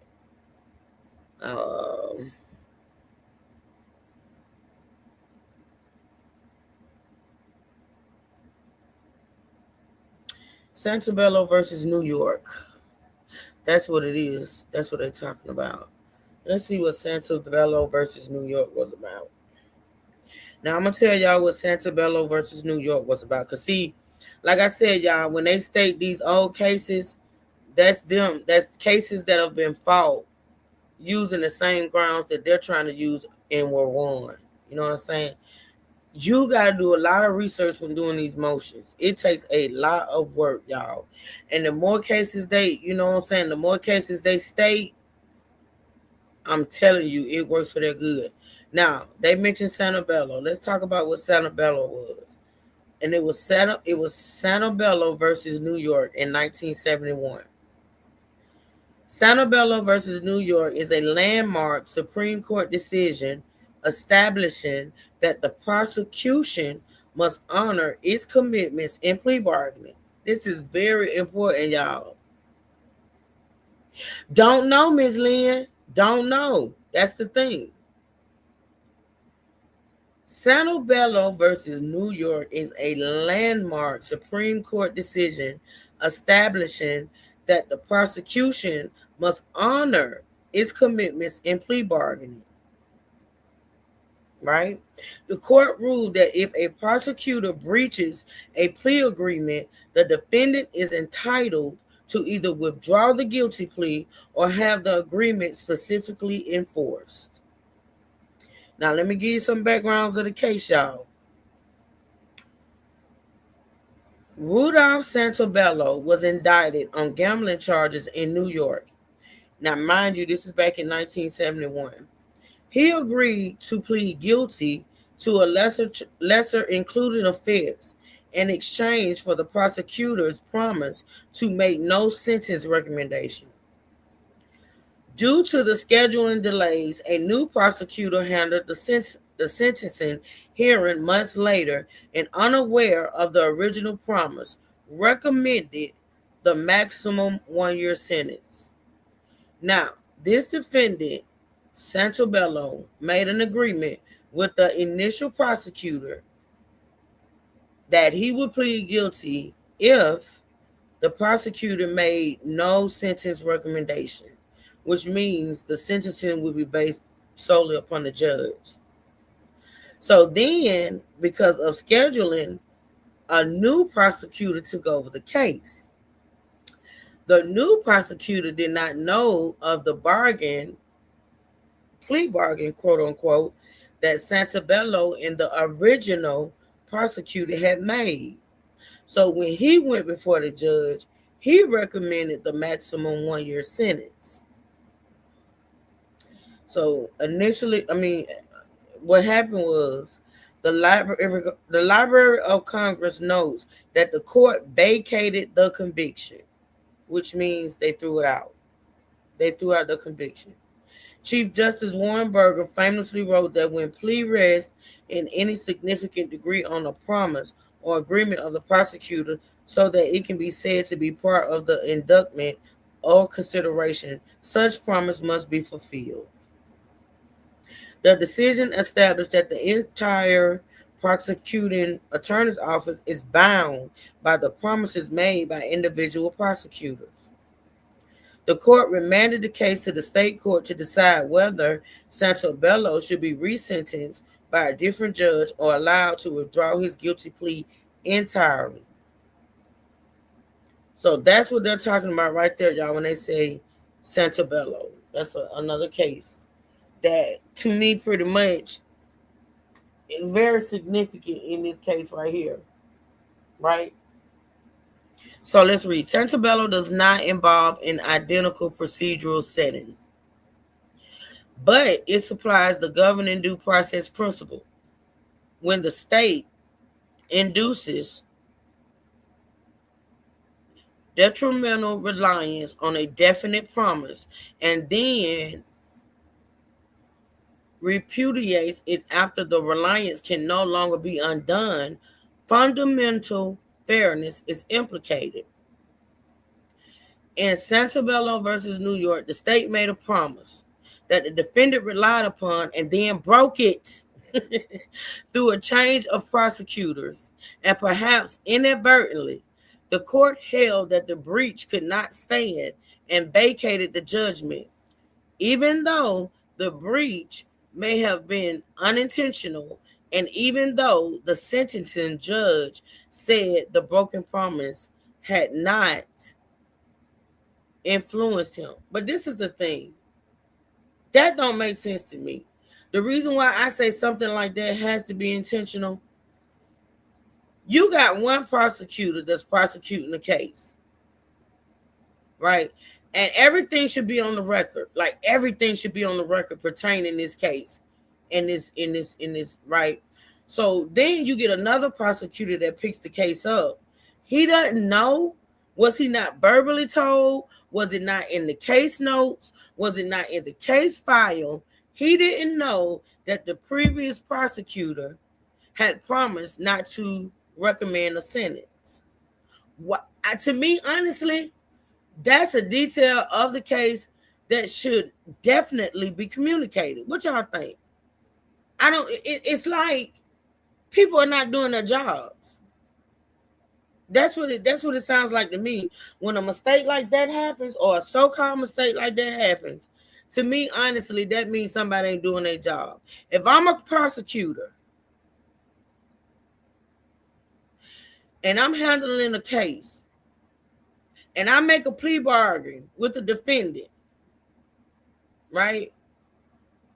If I hand the case over to another prosecutor, my job is to make sure that prosecutor knows what's going on with the case, right? So if I made a plea bargain with the defendant, that prosecutor should know that. That's a very, like,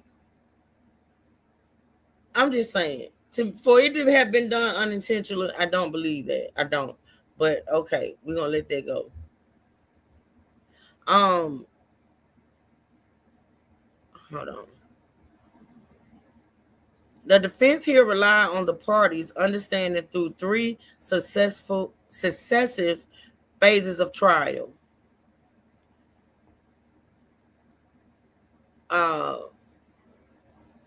Y'all know I looked that word up, and that word means jury selection. So that's what I'm using. I'm not gonna keep trying to pronounce that damn word. But yeah, jury selection. All right, let's go back. The defense here relied on the parties understanding through 3 successive phases of trial: jury selection, the opening statement, and the cross-examination of the state's witnesses. And the state repudiated it only when the defense reached its own case. So basically what that's saying is the plea bargain was in motion while the state presented their case, but as soon as it was time for Carmelo's defense to present their case, they snatched it away, y'all. They snatched it away. Not the plea bargain, but the bargain. They call it a bargain. The understanding, the little deal they made, which was, let's keep this clean. Let's just keep let's just keep it to what happened under the tent. Let's not talk about character and this and that and the third.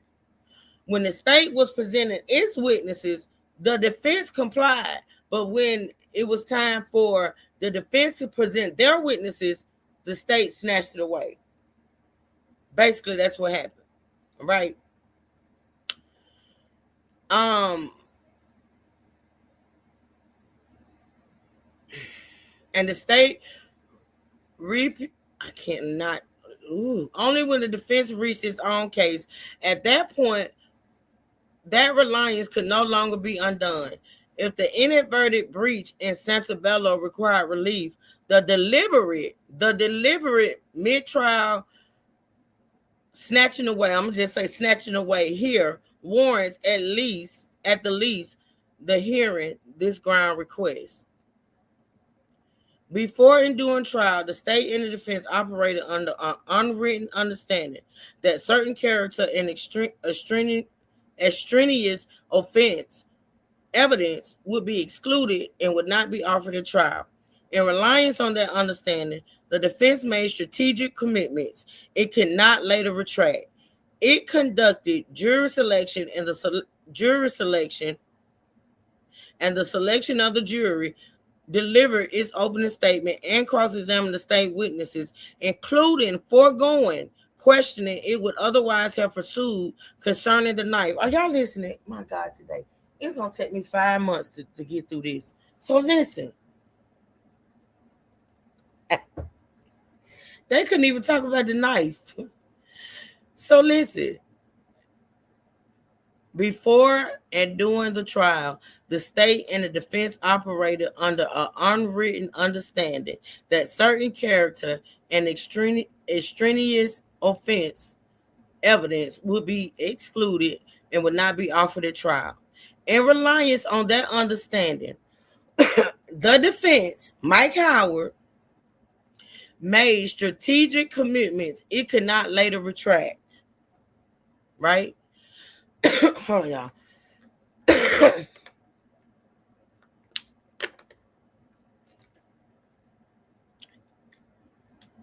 It conducted jury selection and the selection of the jury, delivered its opening statement, and cross-examined the state witnesses, including foregoing questioning it would have otherwise have pursued concerning the knife, on the assumption that the agreed upon evidence would not be introduced. Did y'all hear that? The understanding was never reduced to writing or placed on the record. So, the knife was not supposed to be included. That's crazy. Well, it says questions. Including foregoing questioning, it would have otherwise pursued concerning the knife, on the assumption that the agreed upon evidence would not be introduced. So they wasn't supposed to introduce the knife? Is that why the actual knife wasn't in the courtroom, y'all? Because remember, the actual knife was not in the courtroom. They had a replica or a picture or something of that nature. They didn't have the actual knife in the courtroom. So the knife wasn't even supposed to be introduced as evidence. That's weird.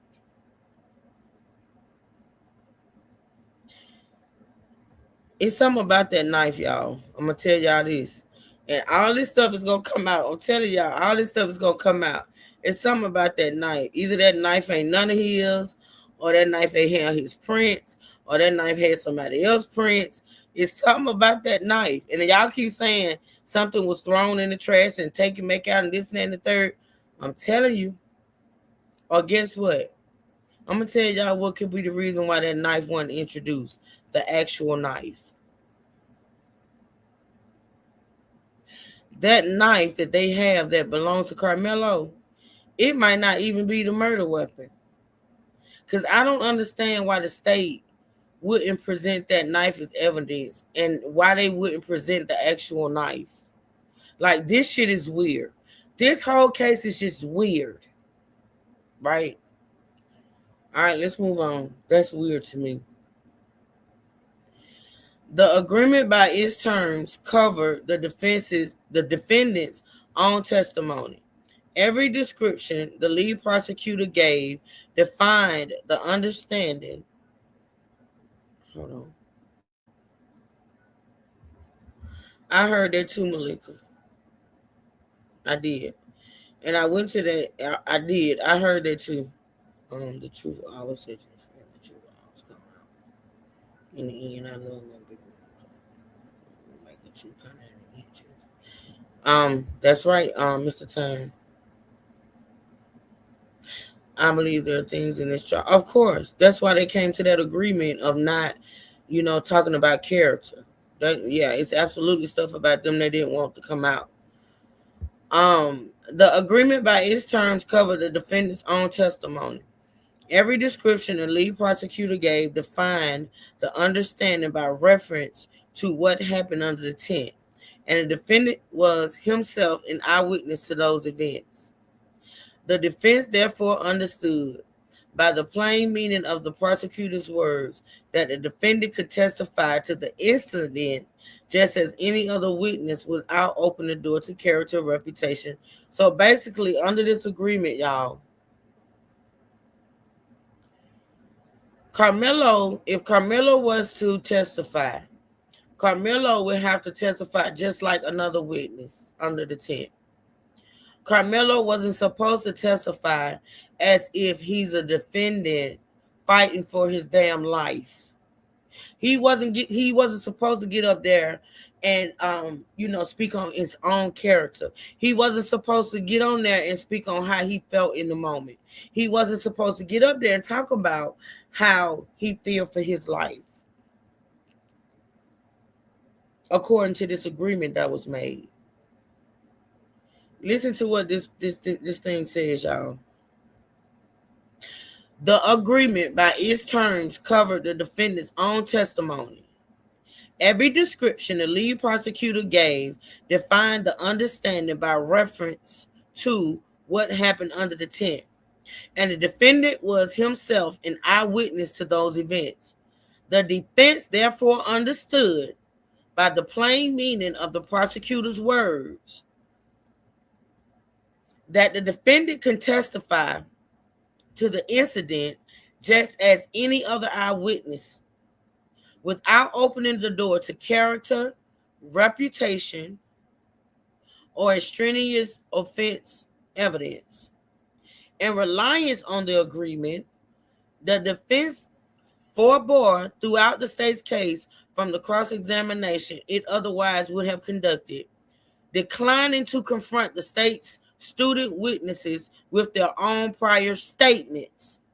So because of this agreement, off the record agreement made between the prosecutor and the defense, the defense attorneys could not cross-examine those lying ass students about the statements that they had initially made to the cops. Because make no mistake, the statements that the students made to the cops that day was very different from what they said in the courtroom. And the defense could not even cross-examine them on that because of this fucked up ass agreement that they came up with off the record before the trial started.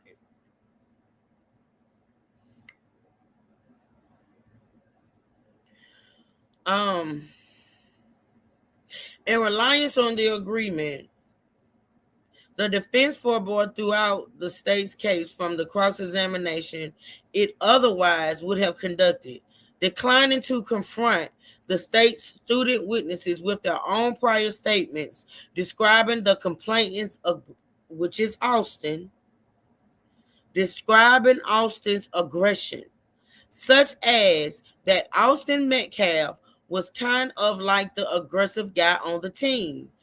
And then they put the, I don't know if y'all can see this, but if y'all, depending on what type of device y'all on, y'all can see this and read it. In fact, I need to blow it up on my ear, honey, because they're getting good and my eyes starting to squint. Listen. They put the true name in here, y'all. All the people,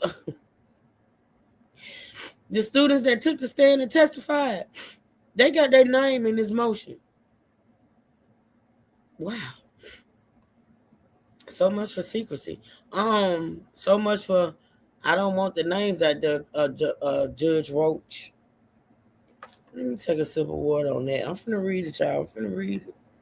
This is going to take me 3 lifetimes to read this damn thing. Because it's mind-boggling, y'all. It is absolutely mind-boggling. Listen.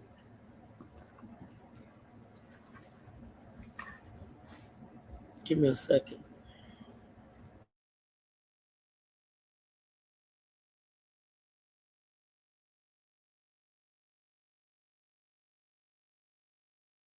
He's not retired yet. Now, he's supposed to retire at the end of the year, but I'm hoping they slap some charges on him and snatch his retirement away before he actually retires. He's not retired yet. He's supposed to retire at the end of the year. But I'm hoping they get his age before he does. So listen, I'm going to read this one more time, y'all. In reliance on the agreement, The defense forbore throughout the state's case from the cross-examination it otherwise would have conducted, declining to confront the state's student witness with their own prior statements describing Austin as their own prior statements describing Austin's aggression, such as that Austin Metcalf was kind of like the aggressive guy on the team. Mason Nordyke said that. Y'all know who Mason Nordyke is? That defense attorney know exactly what he was doing and the outcome of the agreement. Right. You know, Ms. Lynn, you know who Mason Nordyke is? Remember the guy? Remember the one that called the police? Called 911? Remember the 911 call we listened to? That's who Mason was. And he's the one that told the cops that Austin was kind of like the aggressive guy on the team. Yep, that's him, Mr. Time. That's who Mason is.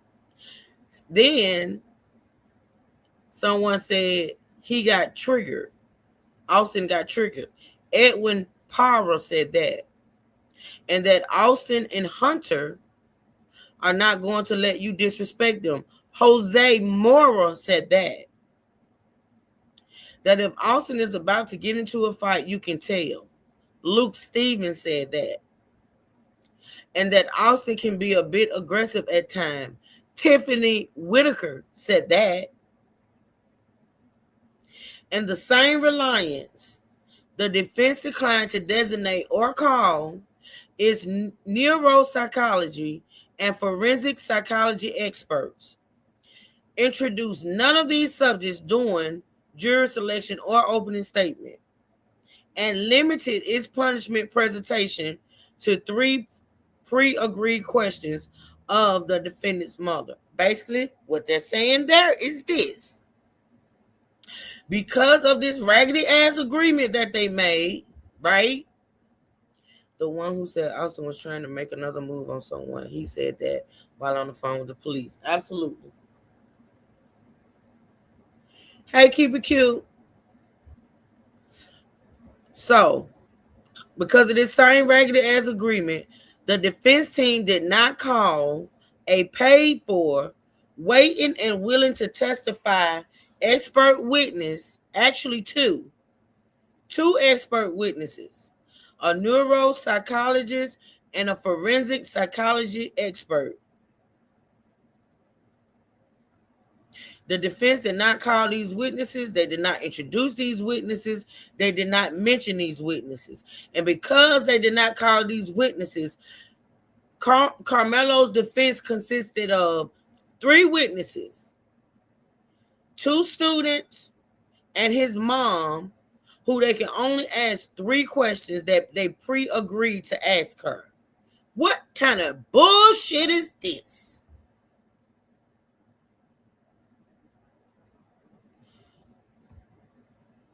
Keep it cute. I can't keep up with the chat. Hold on a minute. Let me see.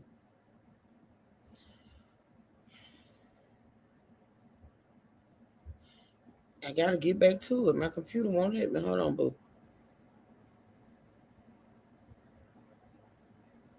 I said, you say, hey, everyone, I've been in the bushes. Oh, if I remember, I think he said he's retiring the end of September, which makes sense because it's the end of the fiscal year for the government.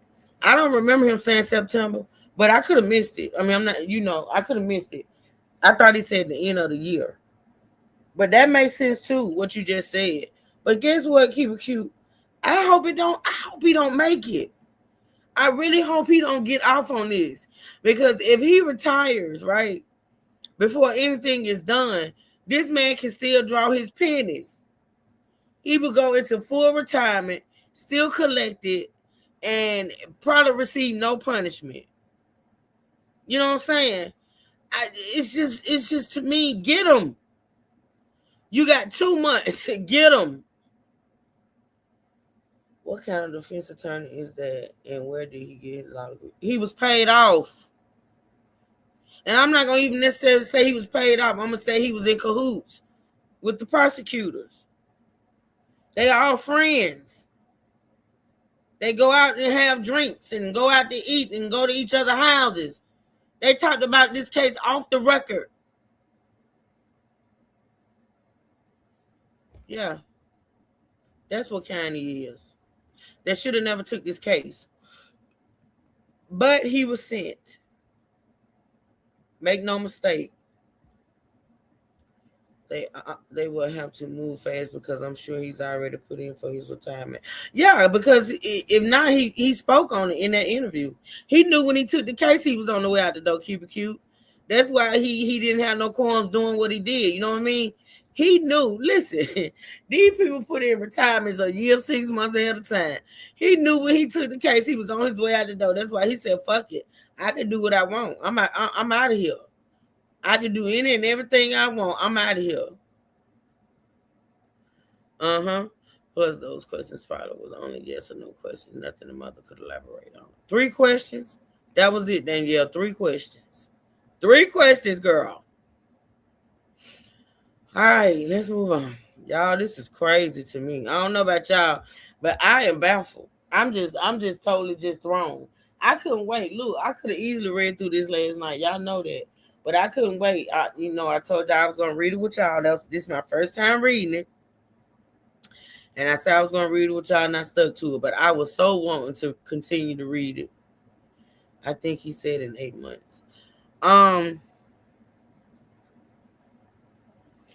The state let me see what this word means so I can stop. Hold on.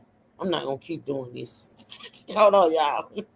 Y'all know I would look up the lamest terms for a word quick.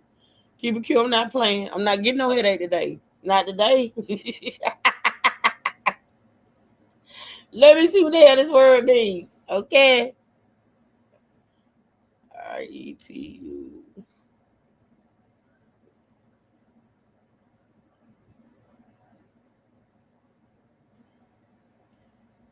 It basically means it's the past tense and past participle of the verb, meaning to reject, disown, or refuse to accept something. So, basically it's saying the state rejected that understanding after inducing the defense's reliance. So it basically means to reject, disown, I'm going to say disown, or refuse to accept something. So they made this agreement and they then rejected it or disowned it or refused to adhere to the agreement, right? So I'm going to say that the state rejected the understanding after inducing the defense's reliance, right? When the defense began to present its case in chief, right, the state asserted for the first time that the defense had opened the door. Now that they knew what the fuck they was doing. They knew what they was doing. Because see, the agreement was we're not going to talk about character. We're not going to talk about reputation. We're going to keep it clean. We're going to keep it cut and dry. We're going to talk about what happened up under the tent. So nobody is to introduce anything about character. So when the defense did its opening statement, hold on, y'all. Let me see my grandbaby one. Hold on.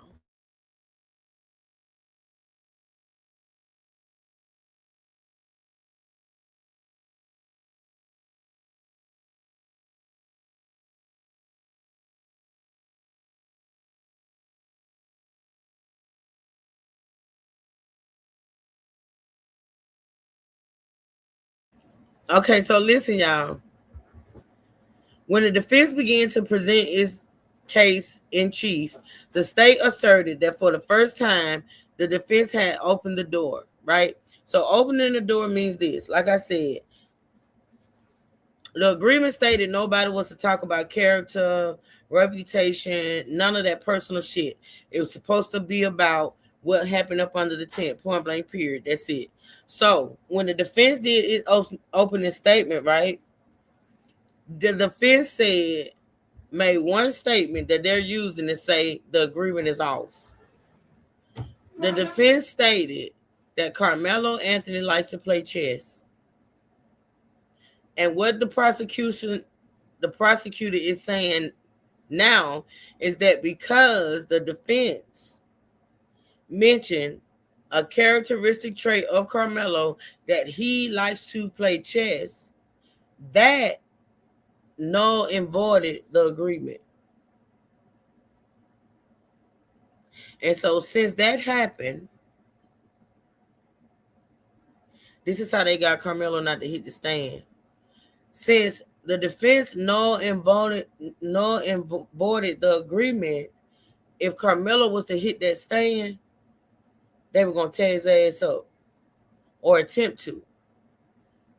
That's how they got him not to hit the stand, y'all. They said, well, you mentioned he liked to play chess. That voided the agreement.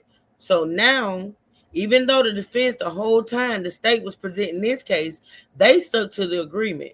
As soon as it was time to present Carmelo's case, the prosecutor said, the agreement is null and void. You may have followed through with the agreement during our case, but now it's out. It's out. So Austin and Hunter's reputation and their character, their character and what they had going on, it was never talked about. But now you're going to get Carmelo up on the stand because they knew Carmelo was going to testify. Don't get it twisted. Carmelo was always slated to testify. But now, if Carmelo testifies and hit that stand, they're going to tear his ass up. So that's the reason why Carmelo didn't take the stand. Let's read. Oh, boy, this is something else. When the defense began to present its case in chief, the state asserted for the first time that the defense had opened the door to the previously excluded evidence through statements in its opening. And it threatened, listen, y'all, the prosecution threatened to introduce the character and extraneous offense evidence the understanding was meant to exclude. By then, the defense had already committed to the course it charted in reliance on the understanding. Its jury selection, its opening statement, and its cross-examination of the state's witnesses were complete and could not be undone. A party that obtains the benefit of an opponent's reliance on a definite understanding and then rejects that understanding once the reliance can no longer be withdrawn raises a serious question of fundamental fairness.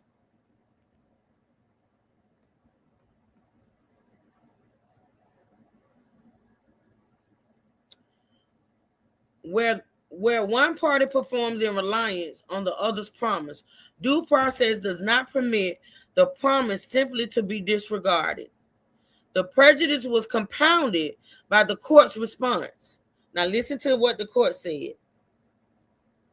When the defense brought up to the court, who is the judge, that, look, judge, we made this agreement. We were not going to talk about this, that, and the third. I adhere to the agreement. I didn't fully do my job when the state presented its case because we had this agreement. And now the state want to pull back and they want to say that the agreement no longer exists. And they're going to tell my client up on the stand. And these are my words, okay? The judge says, to access whether the door had been opened, the court engaged in further review and previewing of the evidence. Of course, the parties' original understanding had not contemplated. The court itself addressed the understanding and stated that any such agreement between the parties would be unenforceable. The judge said, y'all ain't put this shit on the record. I don't know nothing about that. I don't know nothing about that agreement y'all made. And you didn't put it on the record. So because I didn't know anything about it and it was not put on the record, I'm not enforcing it. I'm not enforcing it. It's null and void. But at this time, the state had already presented its case. And the defense had adhered to the agreement. But now the state don't have to. Because the judge say, I don't know nothing about that. Y'all did it behind closed doors. You didn't put it on the record, so I'm not enforcing it.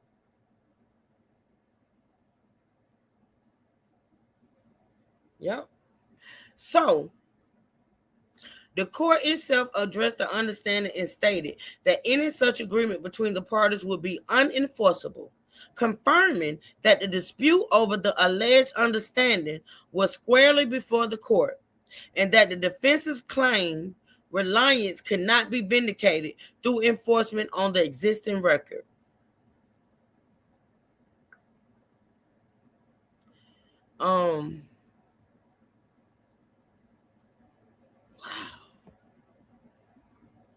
Defendant does not, on the present record, advance a freestanding claim of prosecutorial misconduct. The existing in terms of the understanding and the circumstances of its rejection are disputed and require development at a hearing.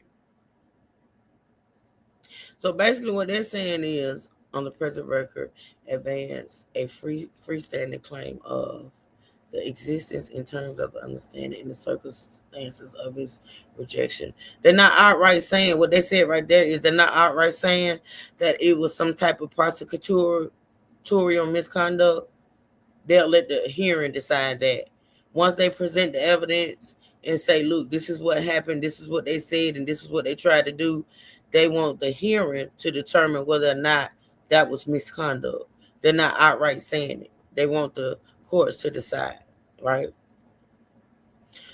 So the rejection of the original agreement coerced the defendant's decision not to testify. Point blank period. Y'all see what they're saying?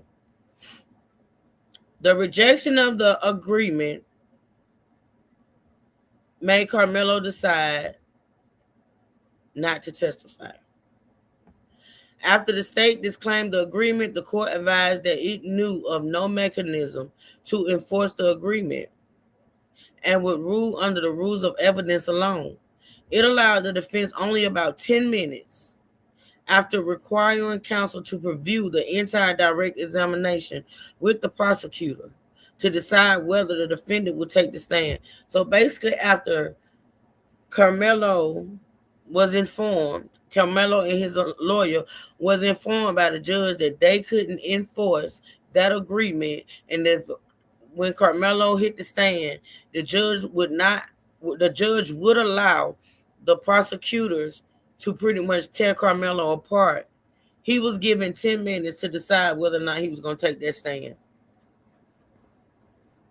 After finding out that these people could literally tear him to shreds and there's nothing they could do about it, he was given 10 minutes to decide whether he was going to take the stand.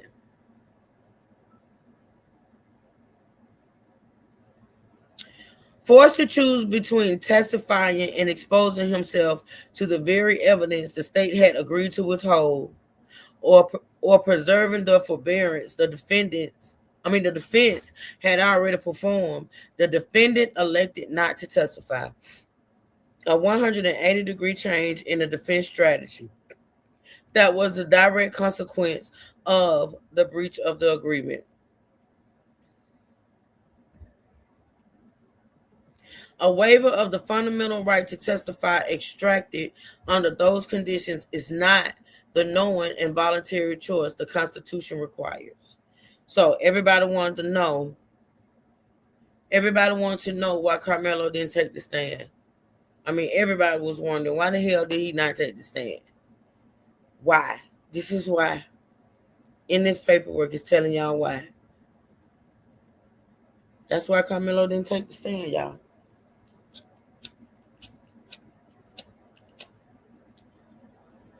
All right. Agreements between the state. Okay, let me read the title. A prosecutorial agreement the defense relied upon is binding and enforceable as a matter of due process. Natasha?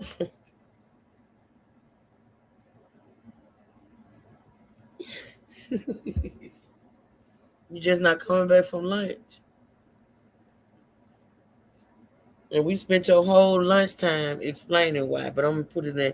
I'm gonna try to sum it up. I'm gonna try to sum it up. Why he didn't take the stand, okay? No, you ain't gotta go back. Oh, you ain't gotta go back. So basically,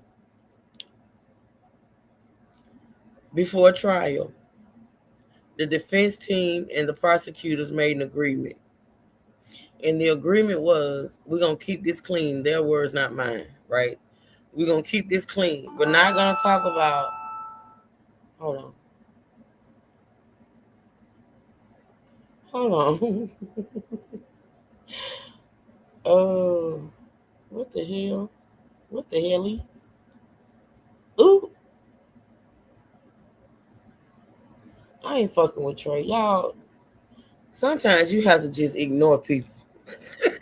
So listen, Natasha.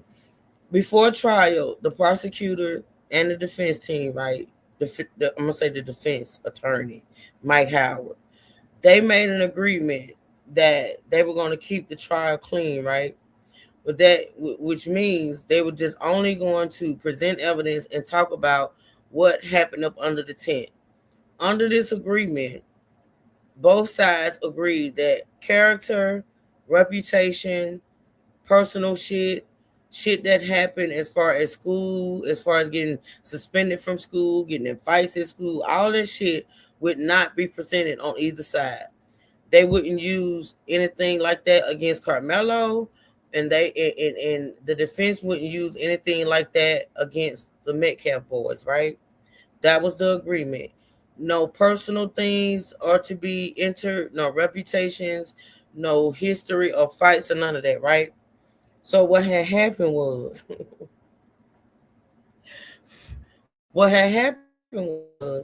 when the defense did its opening statement or made its opening statement, Mike Howard stated in his opening statement, and you know what? When I come tomorrow, y'all know every time I come on, I play a clip from something that we previously talked about. Like I played the judge today. I'm going to go find his opening statement. In his opening statement, he stated that Carmelo likes to play chess. And according to the prosecutors, since Mike Howard stated that Carmelo likes to play chess, that opened the door.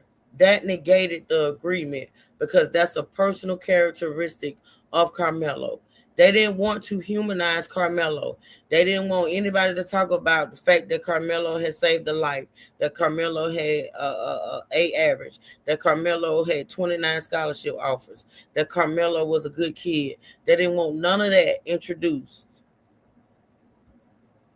Since Mike Howard stated that Carmelo likes to play chess, the state snatched away the agreement. So after the defense complied with the agreement the whole time that the state put on its case, once it was time to put on Carmelo's case, they snatched the agreement. And since they snatched the agreement, if Carmelo was to hit the stand, they could pretty much rip him to shreds. They can pretty much question him, tear him up as far as anything that he may have done in the past, such as gotten in a fight at school, gotten in trouble about a knife before, things that we probably don't even know occurred. They would be able to use that against Carmelo. Mike Howard opened the door for that when he made that statement. So since they was going to be able to do that, Carmelo decided not to testify. They tricked him. Mike Howard is an attorney. According to the people, a good attorney. According to the people, a very expensive attorney. How do you make that mistake? If you know there's an agreement in place that says you can't talk about anything personal about Carmelo, how do you get up in the opening statements and make a personal statement about Carmelo. How do you fuck up like that? You don't. You do it on purpose. You do it on purpose. So when I say, and like I told my friend, when I say Mike Howard was never on Carmelo's side, that's what I mean. I stand on it. He shouldn't have, that mistake would have never happened. That's crazy. You pretty much, when he made that opening statement at the beginning of the trial, before testimony even began, he fucked Carmelo right then. Because after that, he's complying with the agreement with the state witnesses. Oh, and get this, Natasha. Let me read. Well, no, I'm not going to go all the way back up. I just can't. But according to the agreement, Mike Howard didn't even question the lying ass students that was put on the stand about their initial statements to the police.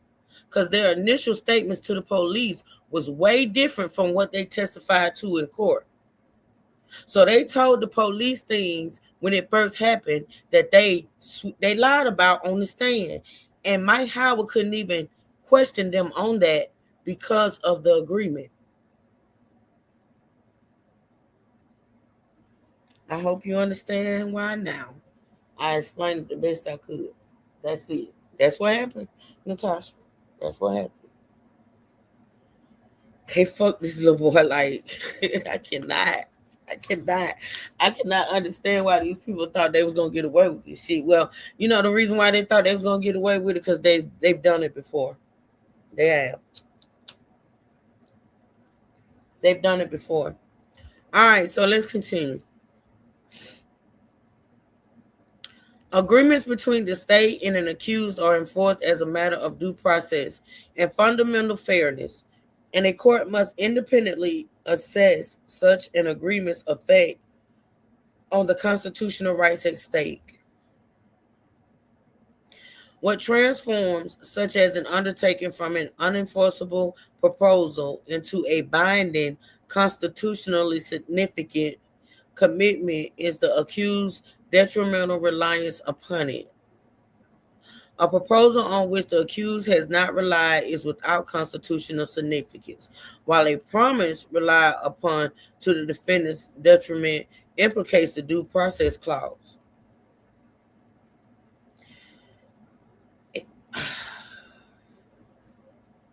Here, where relief was denied precisely because the accused had not relied on the withdrawn proposal, the defense relied on the parties' understanding continuously and irreversibly through jury selection, its opening statement, and the cross-examination of the state witnesses, and finally in the decision whether the defendant would testify. That reliance is what rendered the understanding binding and his mid-trial rejection a denial of due process. So they saying the fact that they took the agreement back, that was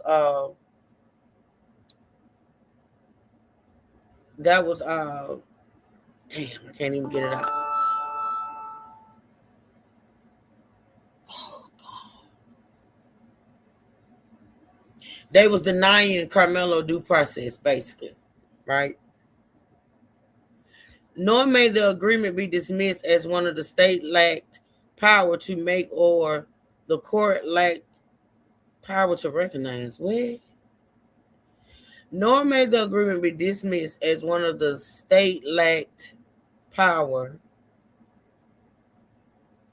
to make or the court lacked power to recognize.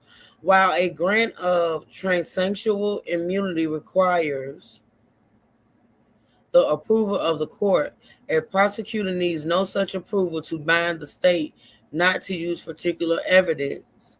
A prosecutor can engage in a binding agreement to refrain from using particular evidence and may bind himself to an agreement for use immunity without court approval. So basically what they're saying is the judge, since the judge said, since this was not on the record and I knew nothing about it, I'm not going to enforce it.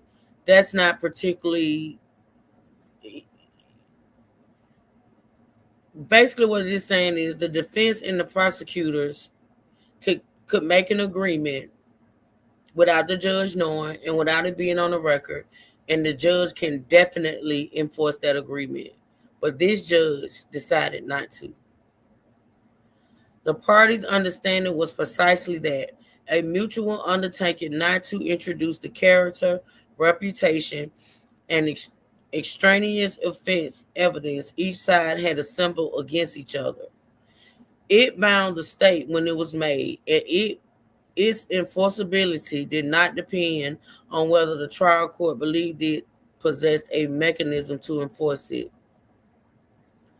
These principles are not confined to the plea context. Courts enforce a prosecutor's promise and forbid the state from keeping the benefit of a defendant's reliance while rejecting the promise that induced it. As a matter of fundamental fairness, even where the breach was unintentional, and even where the promise bore on the accused's decision whether to testify.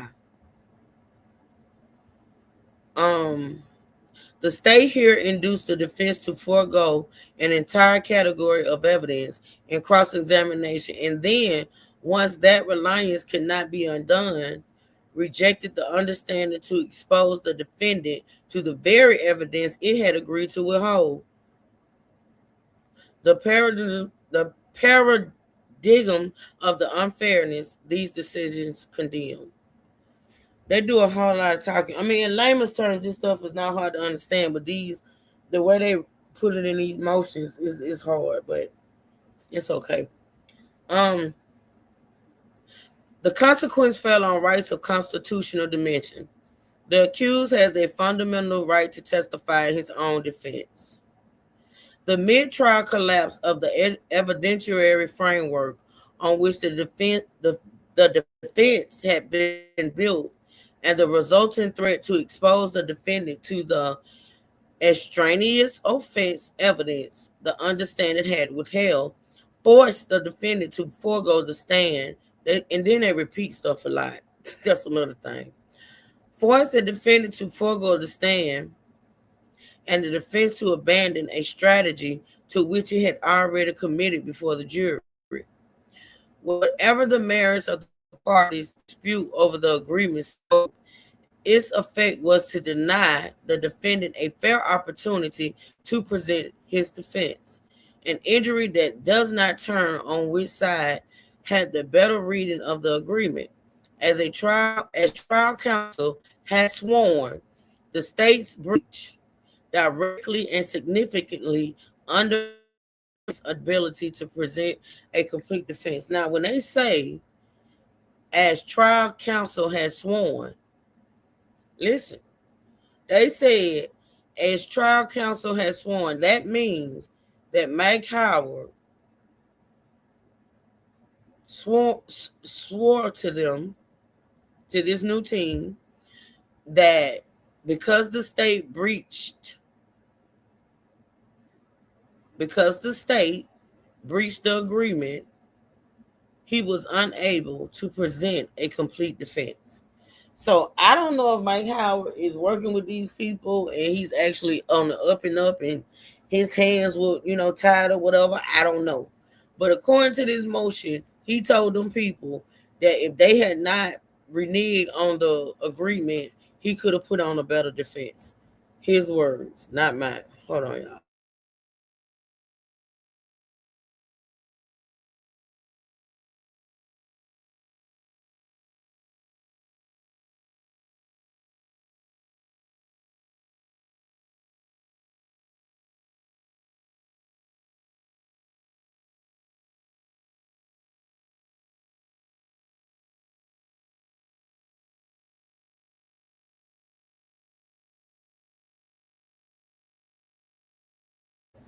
All right, I'm back, y'all. All right, let's continue. All right. National standards confirm that such understandings belong on the record and that the state may not weaponize their absence. He's trying to clean it up now. You think so? Well, I don't know. According to this document, he swore to them that because the state rejected or reneged on the agreement, that's the reason why his defense was so shitty. Mm-hmm. Yeah. All right. Professional standards reinforce the same point. An understanding affecting a client's substantial rights should be placed on the record.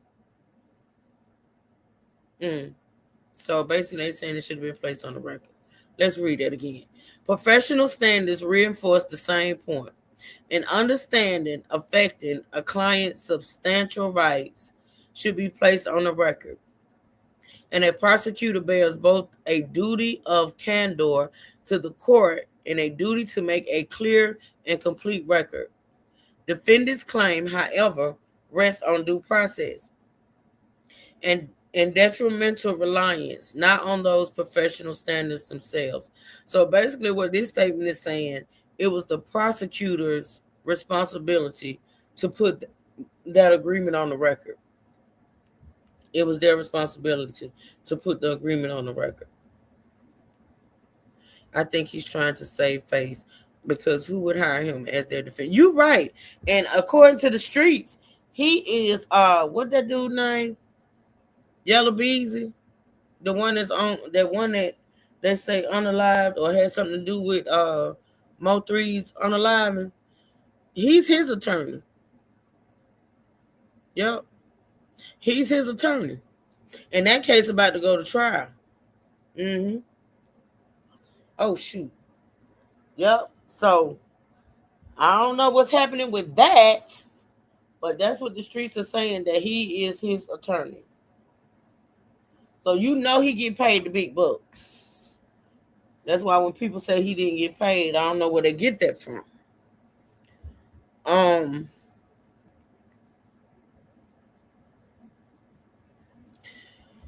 There remains a basic unfairness in who was made to bear the risk of the understanding silence. The understanding was reached among seasoned professionals, experienced prosecutors, and trial counsel, negotiating in the shadow of a court that itself addressed the subject. If lawyers of that experience did not or could not reduce the understanding to a writing or a record clear enough to hold the state to do it, the defendant, a young man, ooh, these people are the bomb.com.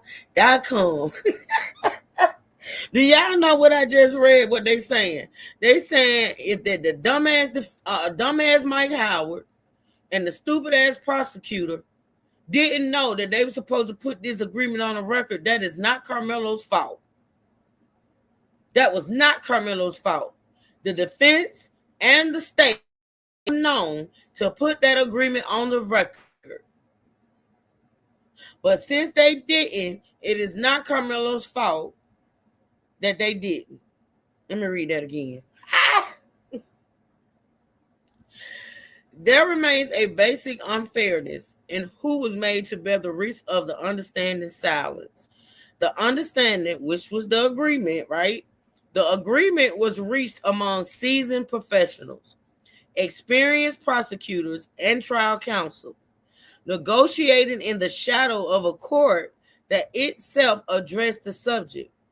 If lawyers of that experience did not or could not reduce the understanding to a writing or a record clear enough to hold the state to it, the defendant, a young man and a recent high school graduate with no training in law, cannot fairly be charged with having failed to secure what the seasoned professionals around him left unwritten. The defense relied on the agreement. The state accepted the benefit of that reliance and then disclaimed the understanding once its silence became useful.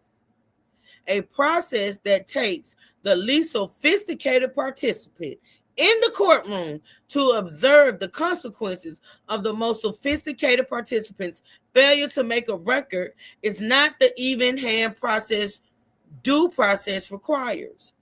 At the least,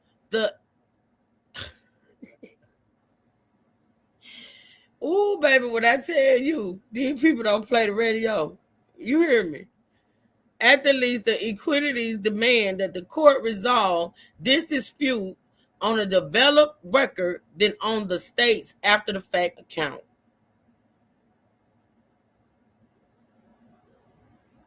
Yeah, we knew that. We talked about that.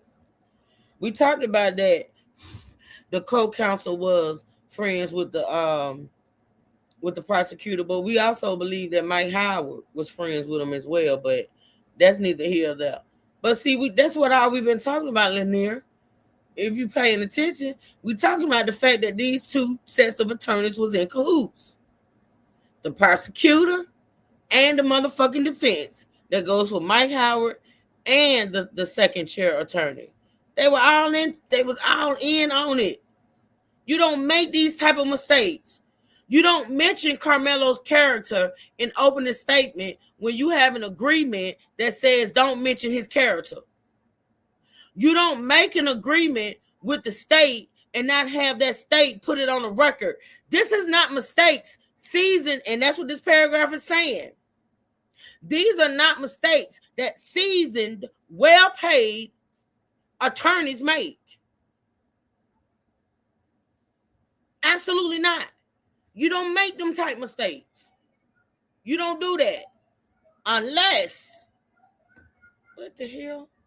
Hold on.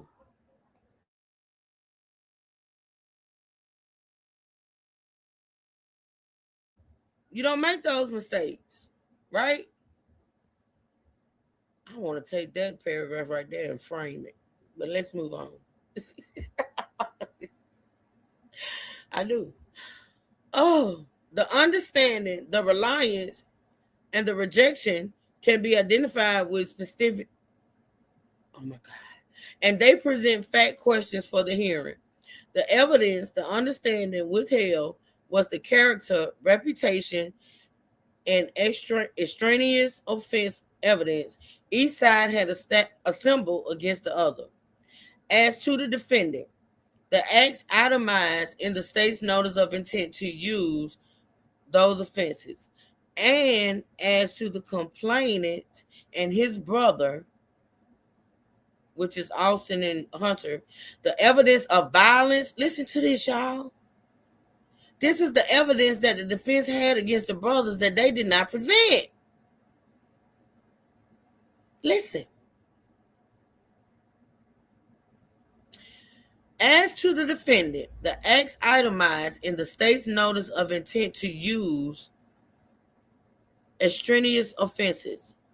And as to the complainant and his brother, Austin and Hunter, the evidence of violence, bullying, and racially motivated conduct set out in the defense motion in limine. The defense had evidence of violence, bullying, and racially motivated conduct, and the state knew it. The state knew it.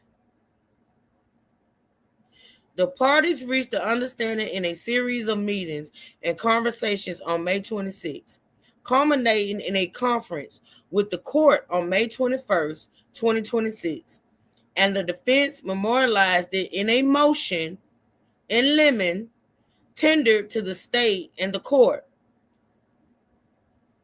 In reliance, the defense conducted jury selection, delivered its opening statement, and cross-examined the state witnesses without introducing the withheld evidence. And it shaped its case around the decision to call the defendant to testify. The defense began its case on June 6, 2026, and continued it on Monday, June the 8th. On that final day of evidence, the state asserted for the first time that the defense had opened the door. Now, Tell you how fucked up this is. This is what this paragraph is saying. Before the trial, the defense, in a motion, let the state know the evidence that they had against Austin and Hunter. The state knew. So what the state did was entered into an agreement, which to me, honestly, unless Carmelo got the same reputation as these boys, that agreement should have never been made. In my opinion, unless Carmelo has the same reputation, past history, and conduct that those boys had, there was no need for Mike Howard to enter into an agreement to not talk about past behaviors. The agreement should have never been made. For what though? Because like I said yesterday, before I knew all of this, that agreement only benefited those boys. That side. It only benefited them. Because their misconduct from the past was hidden. And Carmelo's reputation as a lifesaver, a star student, a star athlete, a star son, that couldn't be heard either. Why would you enter into an agreement like that unless Carmelo had the same history that those boys had? Why would you do that?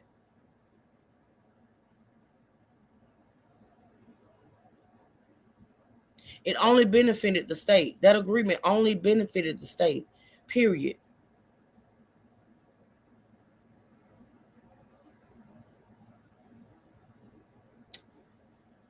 Whew.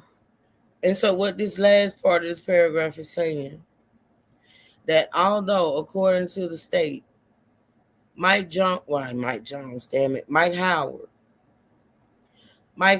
breached the contract or the agreement at the beginning of the trial.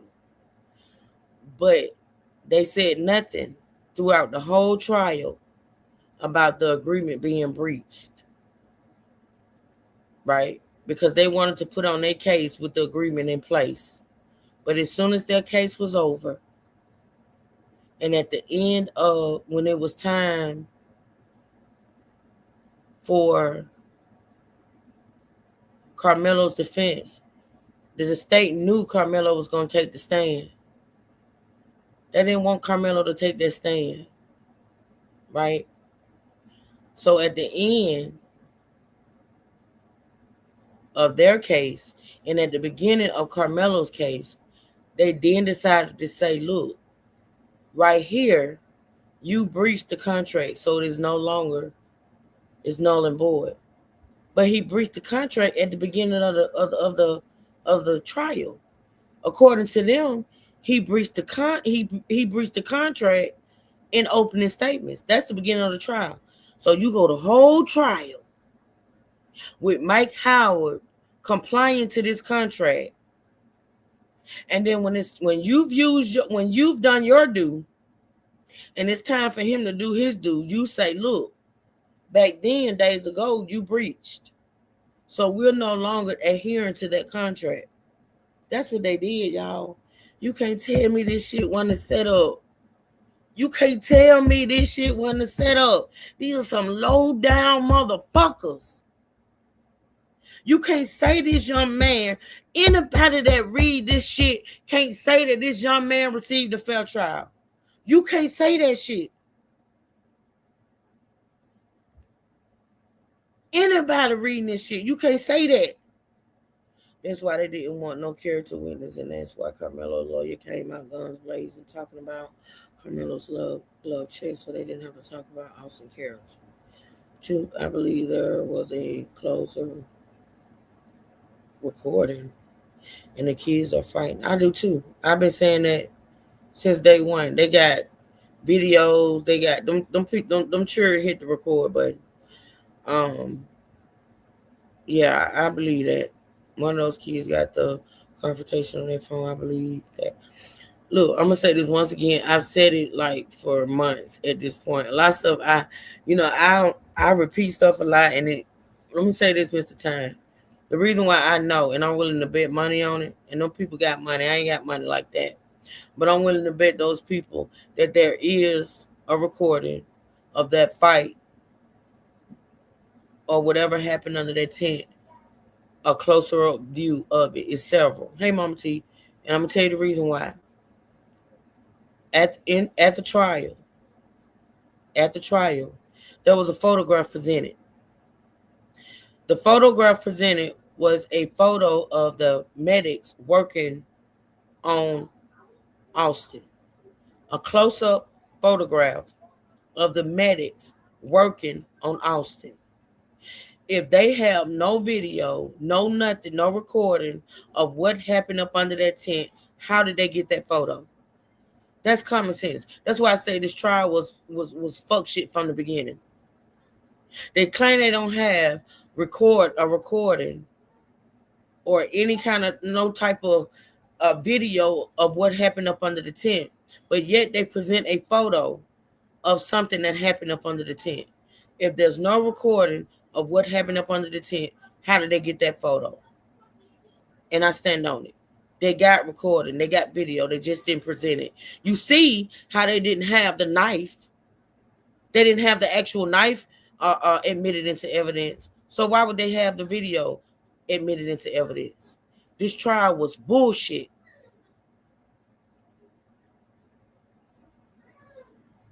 This trial was bullshit. Yeah, yeah. Hold on, y'all.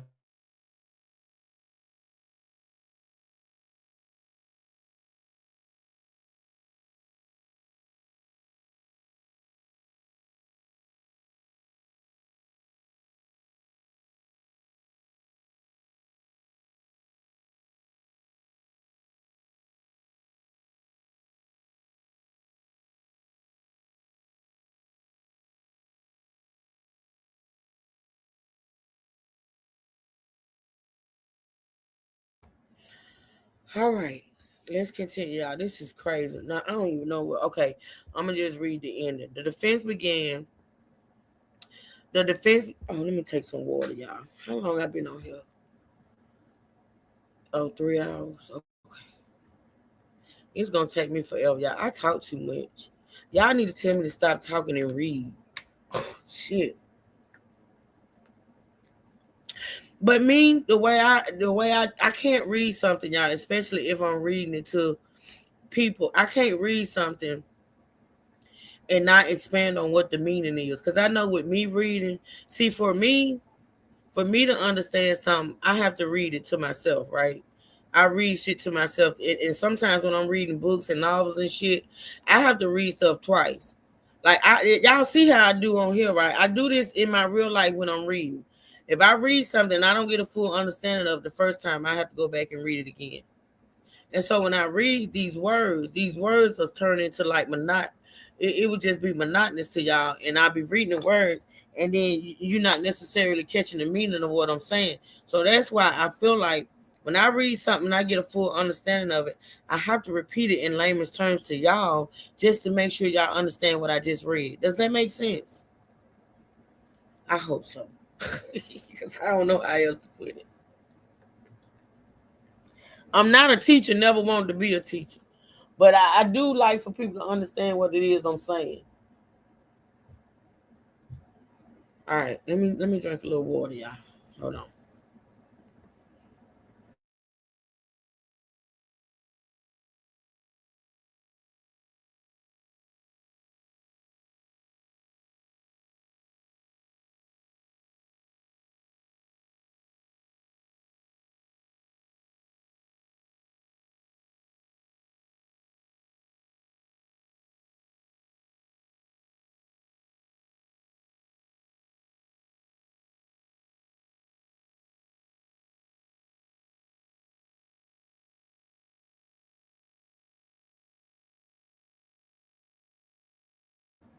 All right, y'all, we back.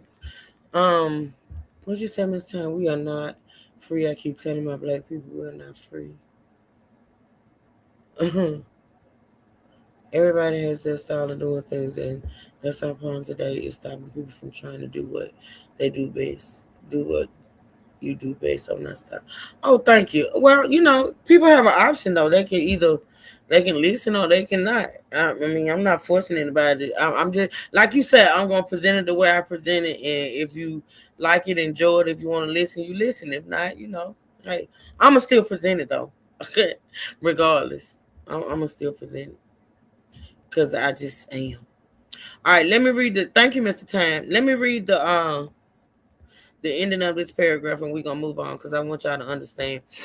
The defense began its case on June the 6th, 2026, and continued it on Monday, June the 8th. On that final day of evidence, the state asserted for the first time that the defense had opened the door, right, in the opening statement, and that the understanding had never contemplated a testifying defendant. Now, that right there, the state is saying, we made this agreement and we didn't know that y'all were going to put him on the stand. I believe that's an outright lie. I think they knew all the time that Carmelo was going to testify. And the court advised the parties that it had no mechanism to enforce the understanding and would rule under the rules of evidence alone. Faced with that rejection, the defense abandoned its plan to call the defendant and to present certain expert testimony. Because they rejected that agreement, y'all, and they flipped on the agreement, Mike Howard decided not to put Carmelo on the stand and also decided not to introduce its expert testimony. The state's own conduct then corroborated the understanding it had just denied. At punishment, it called no witness and offered none of the extraneous offense or character evidence cataloged in this 75-page notice.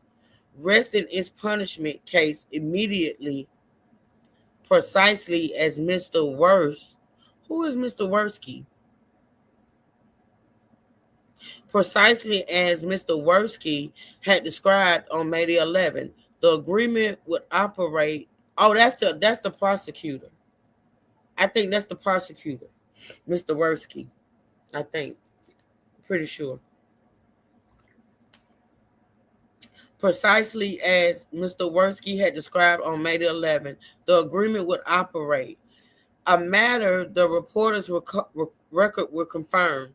The state's punishment presentation is circumstantial evidence from which the court may infer the parties' shared understanding. At minimum, it is a fact that should be explored at the evidentiary hearing. And the final ledger confirms the asymmetry of the breach. Neither side ever introduced the character evidence the understanding covered. The state's forbearance cost it nothing because the defendant silenced, never opened any door. While the defense lost the one witness who was necessarily present under the tent in a self-defense case that required his testimony, these facts are disputed and can be resolved only through testimony. The agreement was never reduced to writing. It was never put in writing, never put on the record. Embodied in the order or recited on the record when it was made. To complete the record, the defense both furnished its own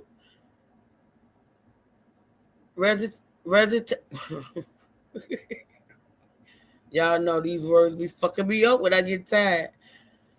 Recitation of the agreement in trial counsel's affidavit and requested the states by email dated June 25th, 2026 to counsel for the state.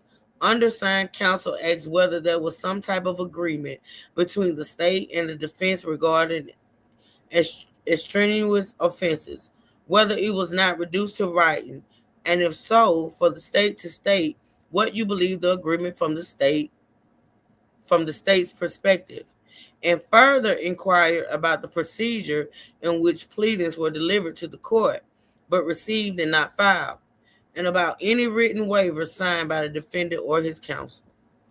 June 25th, 2026, email from undersigned counsel to counsel for the state. As of the date of this motion, the state has not provided a responsive factual recitation of the agreement. Basically, what they're saying is these lawyers sent an email to the state, to Mr. Worski, and asked him about the agreement, confirming that there was an agreement, and he never got back to them. He asked them, was there an agreement? Was there an agreement between you and Mike Howard about, such and such and such? And according to this, he has not gotten back to them as of yet. An evidentiary hearing is required. The existence terms and the rejection of the understanding and the strategic decisions the defense made in reliance on it are disputed and cannot be determined from any available record. Basically, they're saying it was not recorded. It was not recorded. It was not documented. It was not put on the record, particularly because no reporter's record of the relevant proceedings is available. These matters can be established only at an evidentiary hearing at which trial counsel, which is Mike Howard, and if necessary, the prosecutor may testify. Mike Howard's account, I be telling y'all what these words mean, so when I say it, I can make it more understandable. Like I told y'all, when I say the court, that means the judge. When I say prosecutor, y'all know that means the prosecutor. When I say trial counsel, that's Mike Howard. All right. So Mike Howard's account is set out in the accompanying affidavit and will be presented at the hearing. Defendant accordingly requests an evidentiary hearing to determine the existence in terms of the understanding, the defense's reliance on it, and the circumstances of its rejection. So basically what they're saying is Mike Howard has a written affidavit, has given these new lawyers a written affidavit that he has sworn to and that will be presented at the hearing of what I just read y'all that he said happened. See, I told y'all, people, somebody talking, somebody who was there, who was a part of this mess, who was there every step of the way is talking to these new lawyers. I had no clue Mike Howard would be one of them. Because, see, I still say Mike Howard was working with the motherfuckers. But I don't know. Maybe it wasn't Mike Howard. Maybe it was the co-counsel. Because, see, Mike Howard is now, listen, let me make it lame. Let me make it plain. Mike Howard, according to this motion, is working with Carmelo's new attorneys. What do y'all think about that? That's what this is saying right here, y'all. It's saying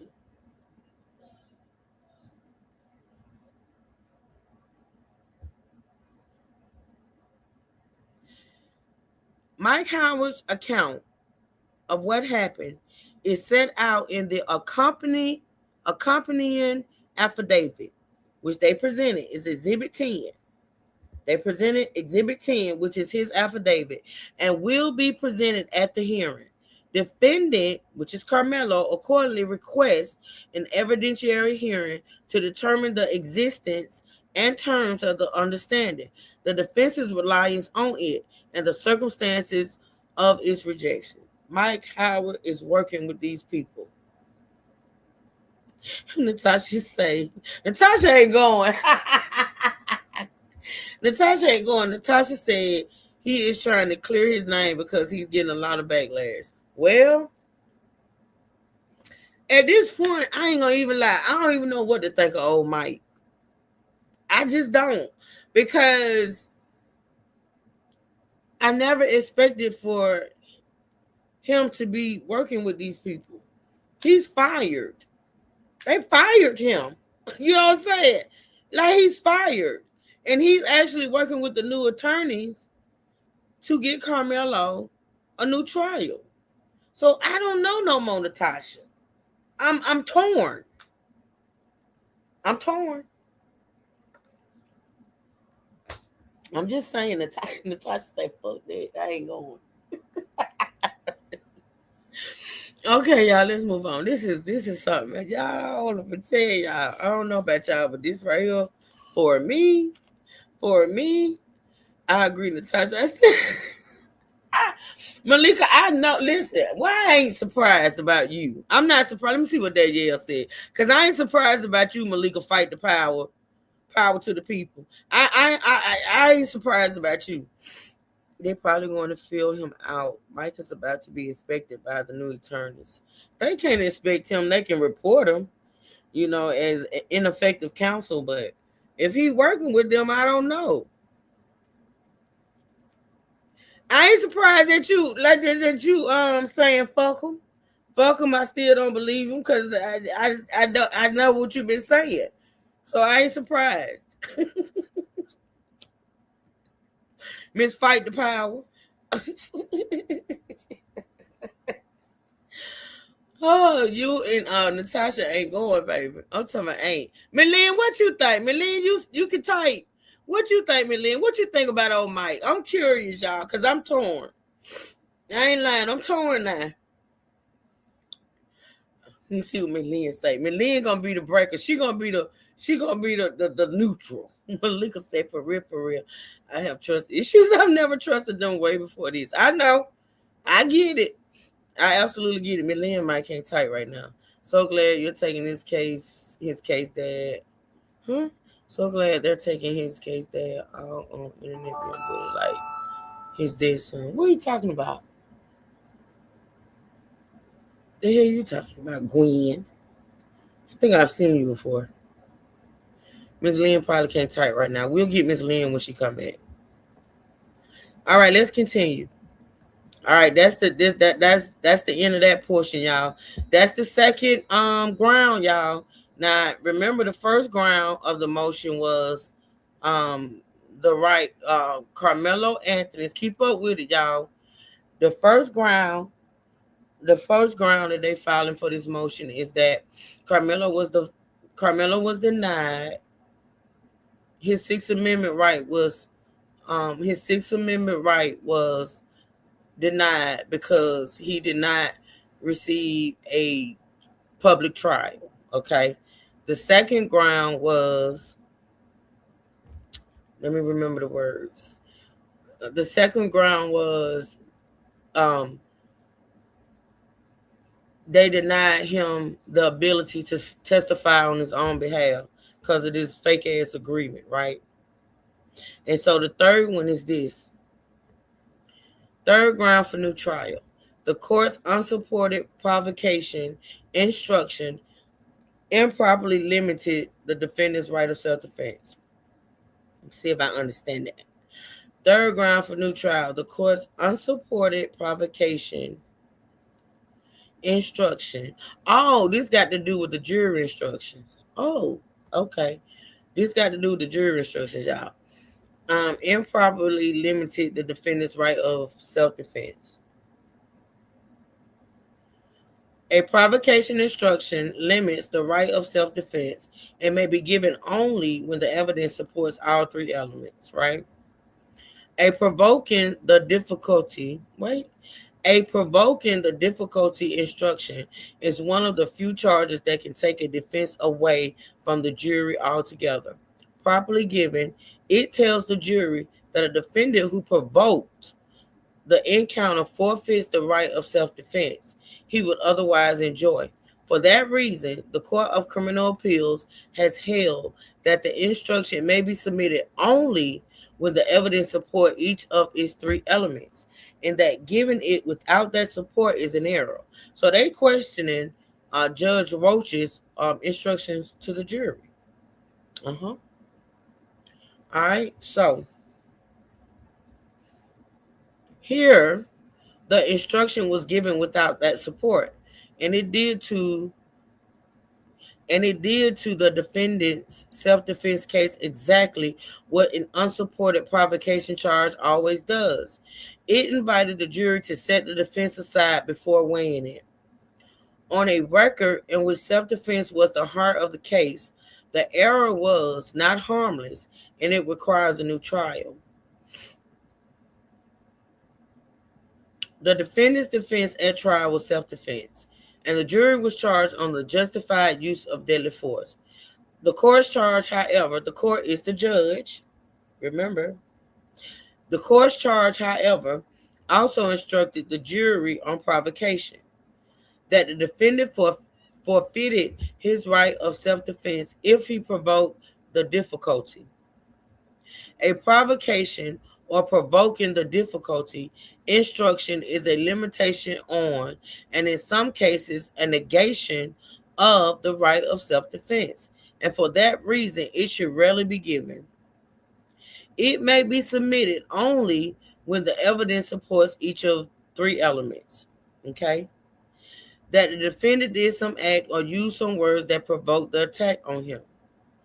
That the act or words were reasonably calculated to provoke the attack.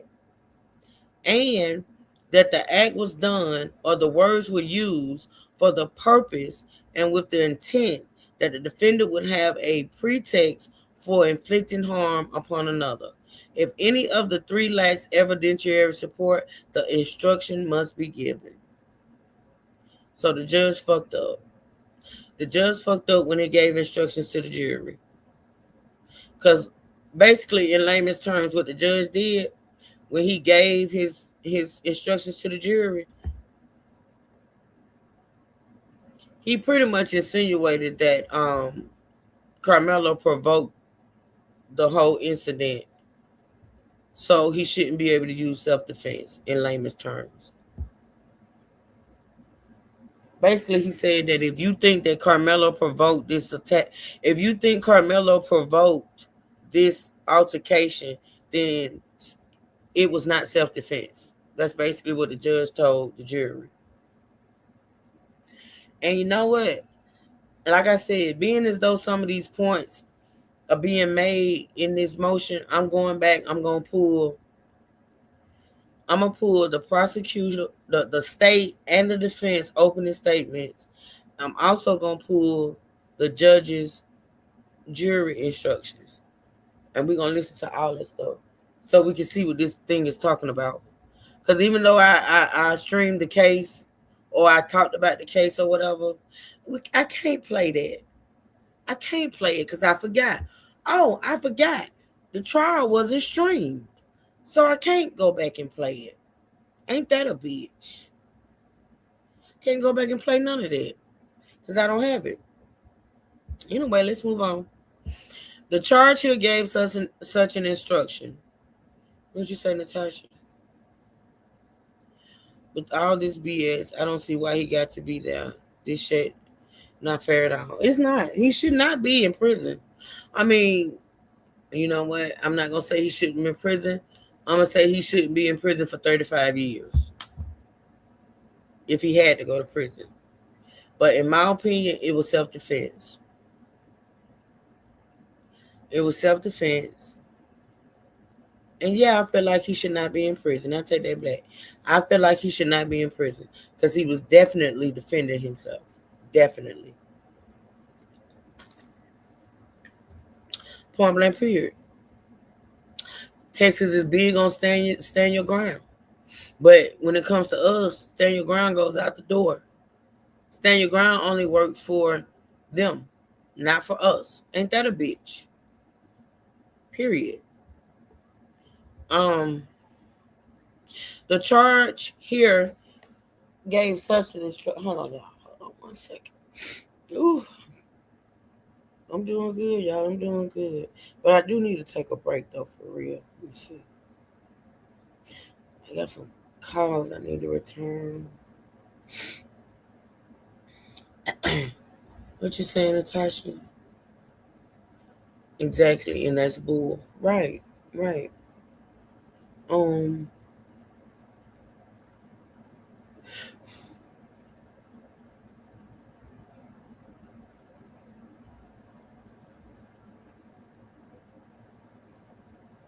Oh damn, I've been getting support, y'all. I'm so sorry. Shout out to Miss P. I did not know, y'all. Miss P said, look at. Okay, All right, Miss P, if you in the bushes, you always in the bushes. Thank you, Miss P. This is how murdering a child covered. Okay, baby, have a good day. May God bless you. And then she sent me something else. She's basically sending me a message. Thank you, Miss P. Let me see. Okay, Miss P. Thank you for the support. Mama T said you legit be working on this app. Oh, thank you, Mama T. Thank you for the support. I appreciate it. Thank you so much. Okay, y'all. I didn't even know. I hope Mama T and Miss P is still here. But if I see them, I'll make sure I thank them. Natasha, remind me, honey, because you know I forget. Natasha, I'm going to take a break. I know the numbers may fall. They may drop. They'll come back. But I do need to take a break. I'm going to take about 5 minutes, okay? And hold the chat down for me if you can. Oh, how did you enjoy your lunch, Natasha? There go Mama T. Thank you, Mama T. Thank you so much for your pretty self. I appreciate that. Hold the chat down for me, Miles. There go Miss Lynn. I had asked you a question. You back? You might not have heard what we was talking about because I know you be in and out. So I'll ask it when I come back, though. But I need to take a break right quick. I need a call. I need to return. Oh, thank you, Miss P. And I will. I will do what you asked me to do. I will do that, okay? Thank you for the support. All right, Miss Lynn, if you and Natasha can hold the chat down, I'm pretty sure ain't going to be too much going on since I'm not going to be talking. I am going to play a little music, just so it won't be silent or dead air. But I'm going to take about a 5-minute break, and I will be back, y'all, to continue the reading of this motion. Shout out to my mods. I appreciate y'all so much. I do hold the chat down. Thank you again, Miss P, and thank you again, Mama T. Thank y'all for the support. And I will be right back, okay, y'all? Give me about 5 minutes. And we'll get back into it. All right, let me do this.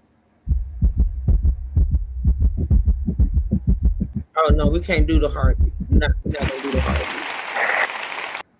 Oh, that's sounds, not music. Damn, I didn't even know I had them sounds, y'all. That's how stream y'all be updating and I don't be knowing nothing about it. Hold on, y'all.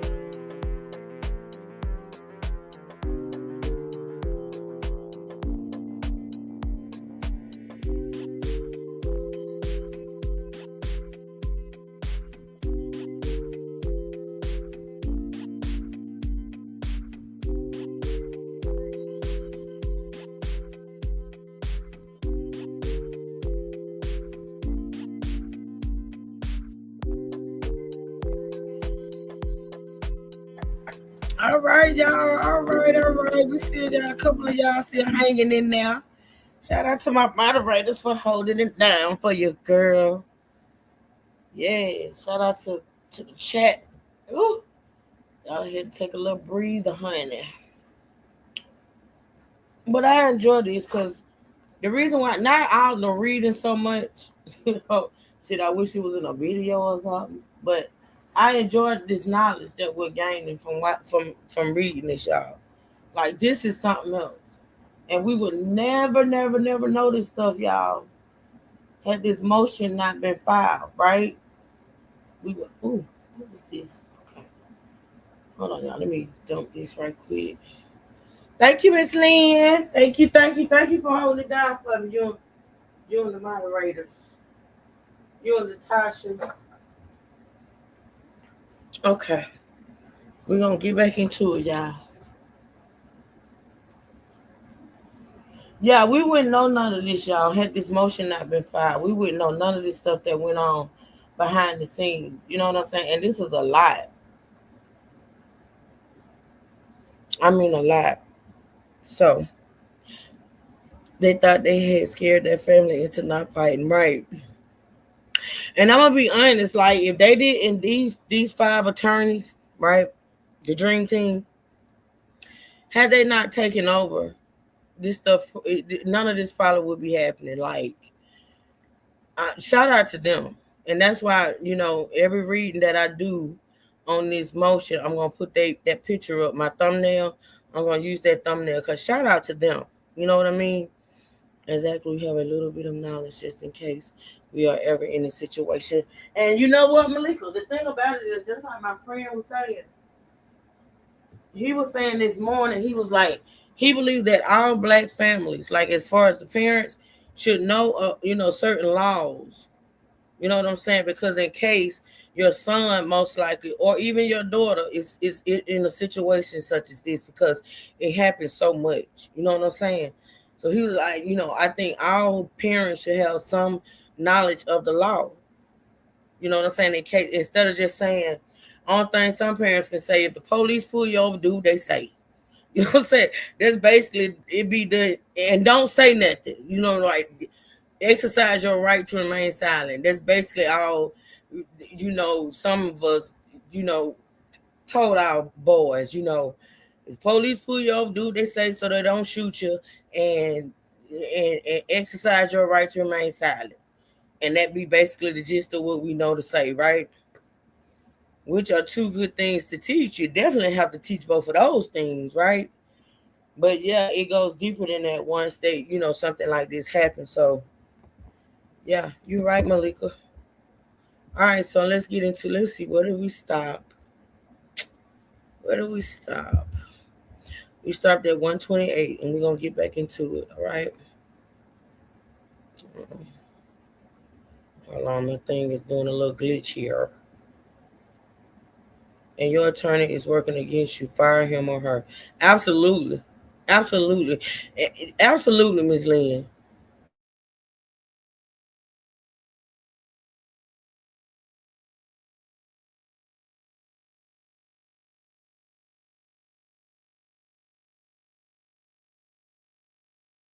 Absolutely. Okay, let's get into it. 128. We starting at 128. Damn, I got my water and set it way over there. I'll get it in a minute. All right. So 128. The charge here gave such an instruction. It directed the jury that if the defendant immediately, this is what the judge instructed, and somebody had to actually give him this. Like, somebody had to record. When I say record, I don't mean like audio record. I mean like write down. How does he know? How does this team know what the judge closing arguments were if that court transcript is still under wraps? Y'all got to remember that they composed this motion without having the case file, without having the actual transcript of the court proceedings. And yet they still came up with this detailed motion. That is amazing. And was able to come up with this detailed motion before the deadline. Before the deadline. People are talking. And you know what? Now that I know that Mike Howard, that's who got it. That's who got it. That's who's got most of this information. That's who's giving them most of this information is Mike Howard. So I still don't know what to feel about Mike, but we're going to keep it pushing, all right? The charge here gave such an instruction. That means this is what the judge instructed the jury. It directed the jury that if the defendant immediately before the difficulty did some act, and when it says difficulty, it means the fight, the argument, it directed the jury that if Carmelo immediately before the altercation did some act, used some language, or both with the intent to produce the occasion to bring on the fight and to bring on the confrontation and kill Austin Metcalf, and that such conduct was reasonably calculated to and did provoke a fight to which Metcalf responded by attacking or appearing about to attack, and that the defendant then killed Austin Metcalf in pursuance of his original design. The jury will find against the defendant's claim of self-defense. The instruction thus stripped the defendant of self-defense upon a finding that he provoked Metcalf with a preformed intent and original design to kill him. I'm going to read that again because it's simple. But like I said, you got to get the clear understanding of what they're saying. And I'm going to change some words up to make it more plain, right? The judge told the jury that if Carmelo immediately before the fight did some act, used some language, or both, with the intent to produce the occasion to bring on the fight and kill Austin, and that such conduct was reasonably calculated to and did provoke a fight to which Metcalf responded by attacking or appearing about to attack, and that the defendant Carmelo then killed Austin in pursuance of his original design, the jury will find against the defendant's claim of self-defense.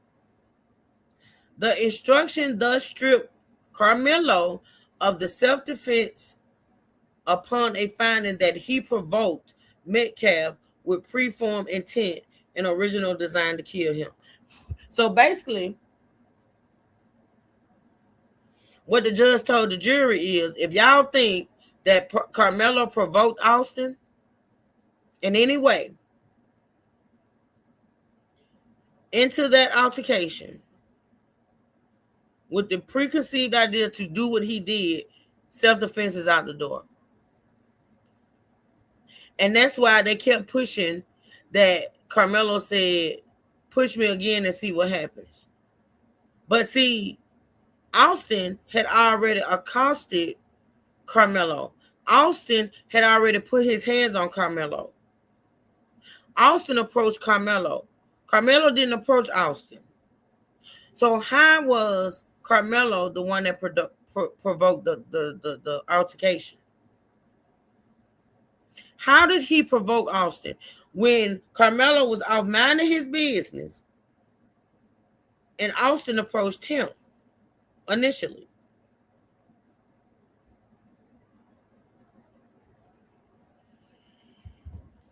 The judge was so wrong in this, and I don't see how they wouldn't recuse him. He was so wrong. The evidence did not support submission of the instruction. Even viewing the evidence in the light most favorable to submission of the instruction, the record did not permit a rational finding on the third Smith element. The state may point to evidence that Carmelo remained in the area, exchanged words with Austin, possessed a knife, or took part in a confrontation. Even credited, such evidence does not show that the defendant acted or spoke with the purpose and intent to provoke Austin's attack as a pretext to inflict harm. Provocation requires more than words, presence, poor judgment, or participation in a confrontation.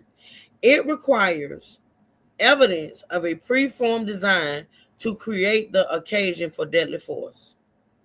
That's just as plain as you can put it right there. All right. The evidence did not support submission of that instruction.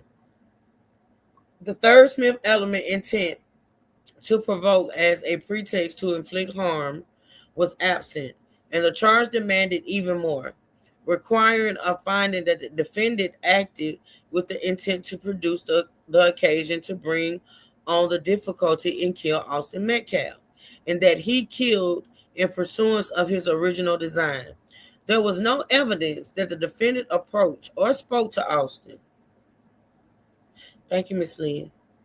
There was no evidence that Carmelo approached or spoke to Austin with preformed design to kill him under the pretext of self-defense.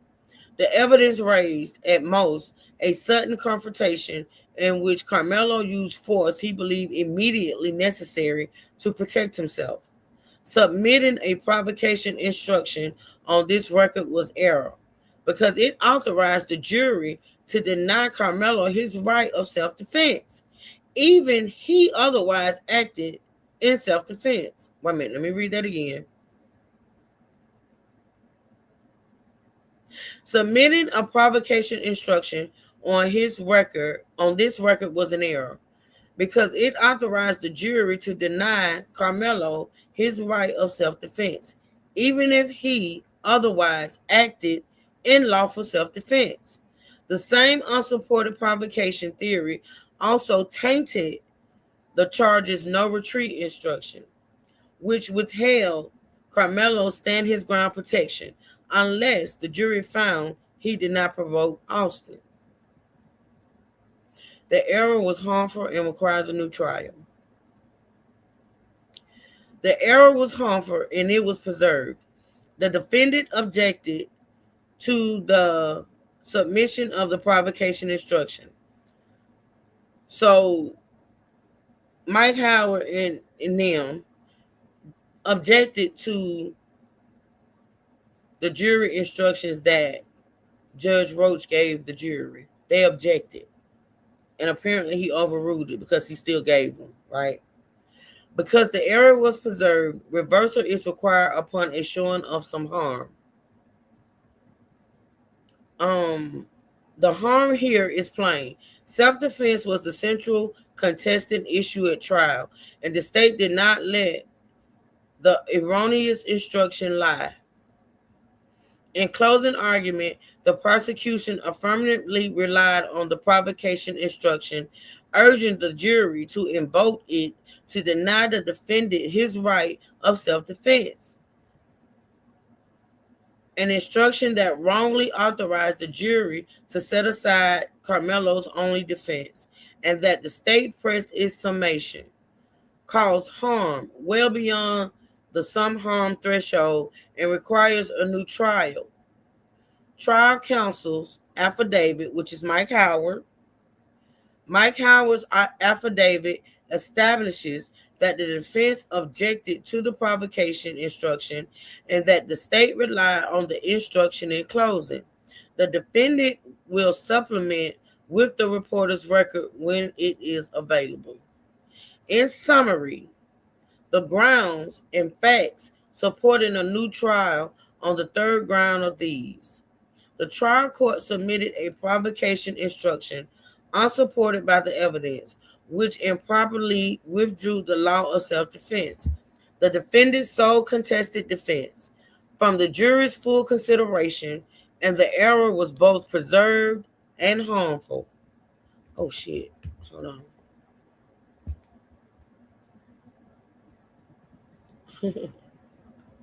How far did I go up? Hold on. Okay, there you go. Okay. Preserved and harmful. Should the court not find the third ground independently persuasive, it should grant a new trial in the interest of justice for the reasons stated in the fourth ground. Now, here's the fourth ground, y'all. Oh, my God, today. They ain't playing, y'all. They are not playing. Let me cut my arrow.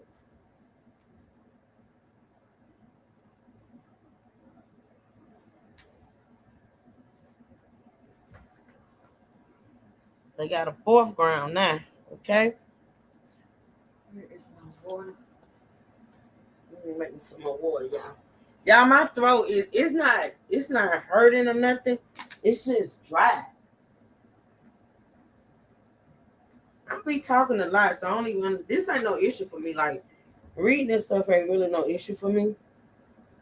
Cause y'all know I be doing long lives and I talk a lot, so ain't no issue. I just need to. I drink water all while I'm live. All right.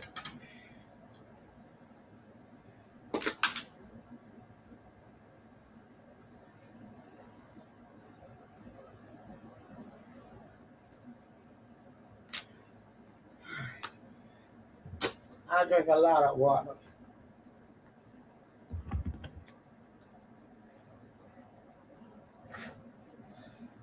Let me see what y'all say. If y'all say anything. I love how you write. Oh, thank you, Natasha. I'm trying my best, girl. I really am. Drink some hot tea and stuff. You know what? Tomorrow, when I do my reading, I think I'm going to have tea with honey instead of... Well, I'm going to have my water still in there. Thank you. I'm going to have my water still, but I think I'm going to have some hot tea, too. I think that'll help.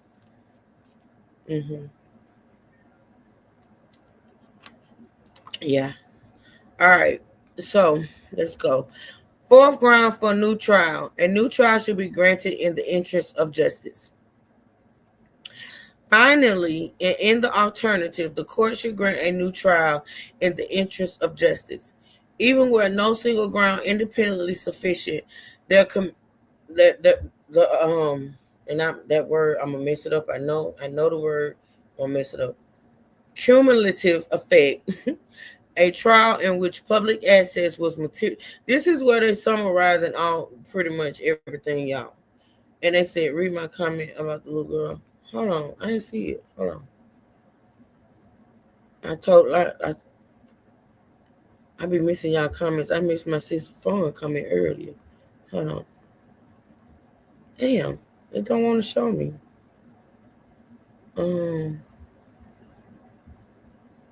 Don't mean to go off topic. Breaking news. They believe they found the remains. Oh, that's the case I'm following, Lanier. I have that. I got to find a way to talk about it. I got to talk about that. I got to talk about Nolan. So tomorrow, the setup is probably going to be a little different.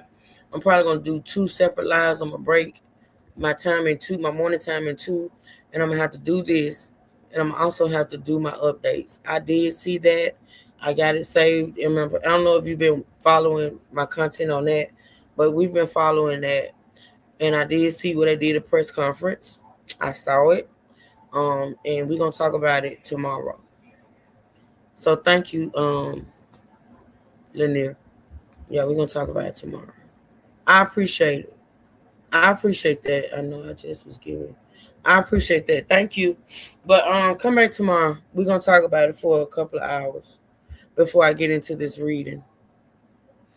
Ms. Lynn, okay, so my mornings is set aside for crime and justice. So being as though I be on here roughly like 6 hours, I'm probably going to do 3 hours of updates and then 3 hours of reading. So instead of me spending the whole time doing the reading, I'm going to split it up. I'm gonna do two different lives. I'm going to do 3 hours of the updates because the updates are getting outrageous and I really need to talk about them. And then I'm going to do 3 hours of reading, and that's going to be my morning, my morning live. And I'm going to have to do it like that for the next. Actually, I'm going to have to do it like that all weekend in order to get all the way caught up, So that's how I plan to do it. Because when I just focus on one thing and then I got updates coming in and I don't get to the updates, I fall behind. Oh, that's okay, Ms. Lynn. If you could be here whenever you could be here or get here, that's fine. I understand. And I appreciate you, Ms. Lynn. I know people have real lives and stuff, especially during the daytime. People have stuff they have to get done too, so that's cool. We'll see you whenever you can make it. I appreciate you. All right. All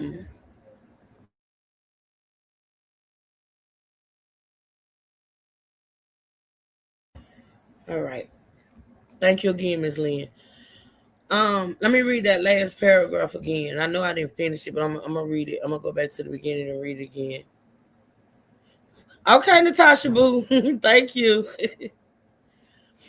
Finally, in the alternative, the court should grant a new trial in the interest of justice, even where no single ground should be wherever they put work, even where no single ground independently sufficient, the cumulative effect, a trial in which public access was materially restricted during the testimonial phase, a mid-trial rejection of the parties' agreement that coerced the defendant's silence and gutted his self-defense presentation, and an unsupported instruction that narrowed that same defense, deprived the defendant of the fair, open, and adversarial trial the Constitution's guarantee.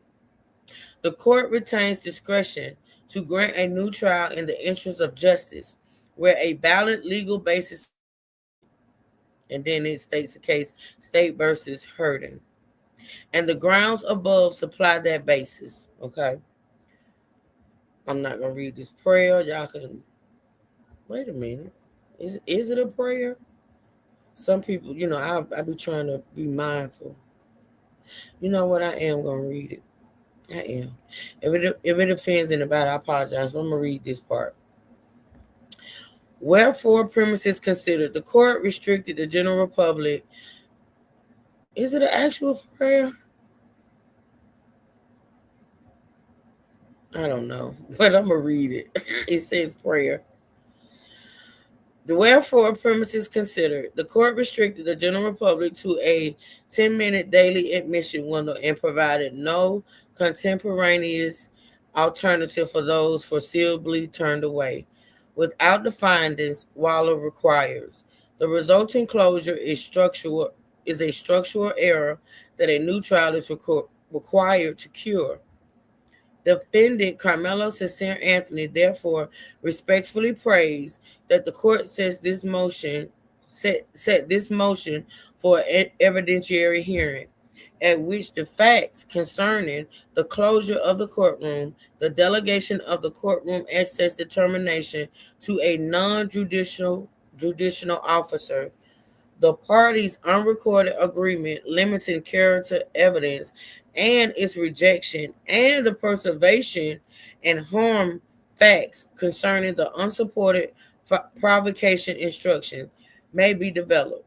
Grant the motion, set aside the judgment of conviction and sentence, order a new trial conducted in a courtroom open to the public, enter written findings of fact and conclusions of law in support of his ruling, grant the relief requested in the interest of justice, and grant such other and further relief to which the defendant may be justly entitled. Wow.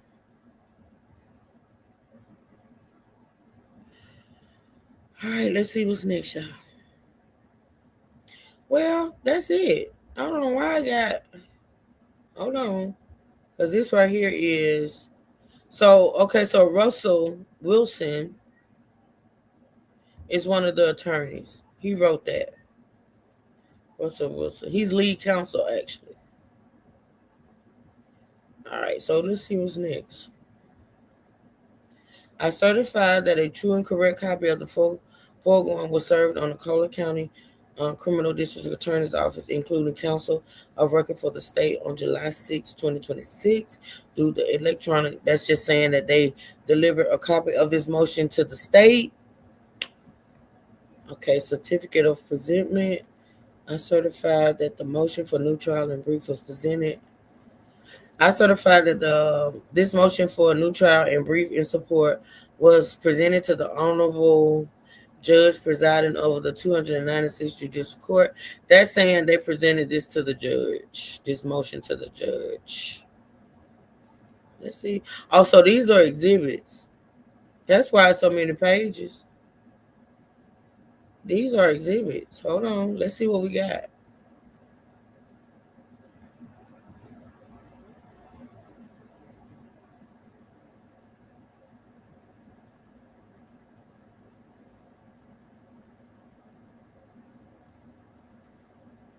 Amended order regulating trial proceedings, media access security. Remember when I was reading, and sometimes after a sentence or a statement, they'll have exhibit 1, exhibit 2, exhibit 3. This is all the exhibits. Let me see. I'm just strolling through. I'm gonna go back. What pages does it start on? Let's see. Because I just want to stroll through it to see what it is. We're gonna go through them though. This is page 63. All right, we'll read that later. Let's see. What this is let me tell y'all what this is. This is amended order regulating trial proceedings, media access security. I guess this is what the judge had in place for the media. So let's see what's next.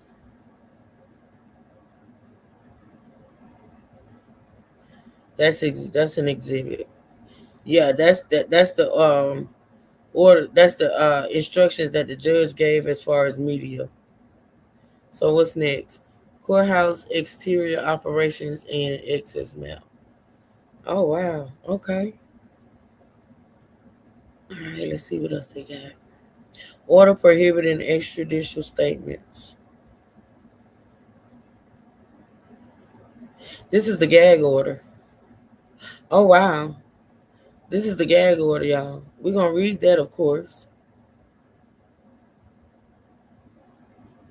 Ooh, they submitted exhibits, y'all.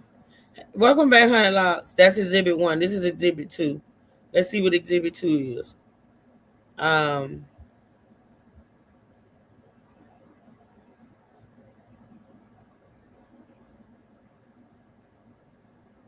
Register of actions. Oh, this is everything that happened in court. This is everything that happened in court. Well, not necessarily in court. This is everything that's public that happened in court. As far as, yeah. No wonder so many pages. Okay, let's skip through that. We'll come back. Exhibit 3 is transcript of televised interview. Oops, that's the interview that Judge Roach did, y'all. Is the they mean they were putting that in the. That's the transcript. I knew that too. I should have went through this in Luke, but I didn't because I did everything in real time with y'all.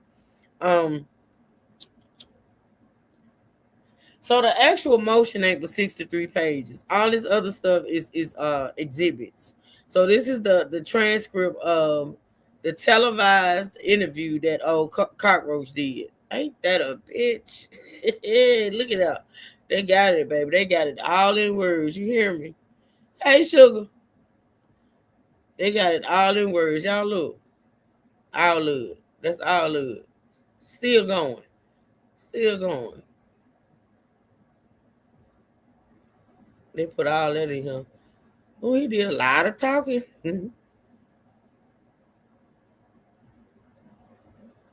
Mm-hmm. I think that's exhibit 3. What's this? What is this? Affidavit of Russell Wilson II authenticating exhibits to defendant's motion for new trial. My name is Russell.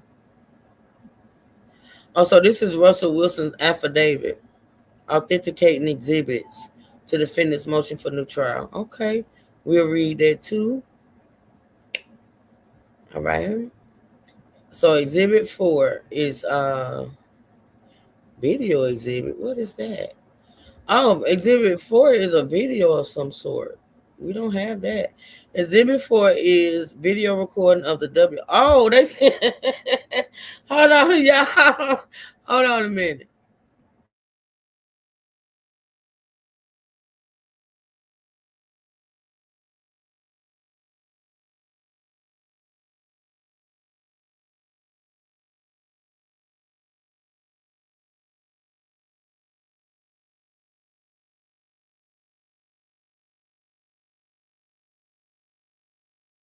So listen, y'all. So not only did they put the words, you know what I'm saying? The words, they sent the video. The verified transcript is exhibit 3. And then they also sent the video, y'all. That was exhibit 4. Okay. Exhibit 5 is written statement of Judge Roach to Fox News. Oh, they put in Judge Roach. Lord. So exhibit 5 is, and listen, no, I'm not going to be detailed today. We're going to read all of this. This is going to be tomorrow. Because, see, I can do this in 3 hours. And then we can do our other updates. So I'm going to scroll through and give y'all a little preview. Give y'all a little preview of what we're going to see tomorrow. So that's a statement that Judge Roach sent to Fox News. Ain't that a bitch? So exhibit 6 is a thank you letter. Exhibit 6 is a thank you letter. Listen, they're not playing with this judge, y'all. They are not playing. Listen. They got the letter, y'all. They got the letter. They got the letter, Natasha girl. They got the letter. That's the letter, y'all. We're going to read all this tomorrow. All right. That was exhibit 6. Exhibit 7 is an email of Steve Stoller, the coroner-appointed officer to Thelma Anderson. Who is Thelma Anderson? This is the email. They got Thelma Anderson's email. I'm going to find out who Thelma is. One of these persons is Nick at Night. That's exhibit 7. Exhibit 8 is the credentialing and access emails redacted, arranged chronologically. Oh, wow.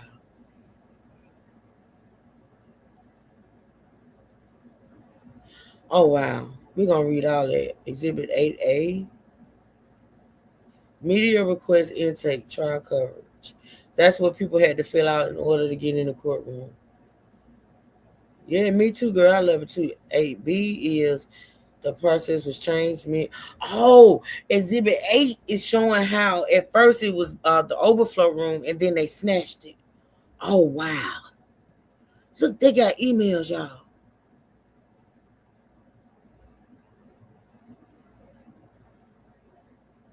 They got emails.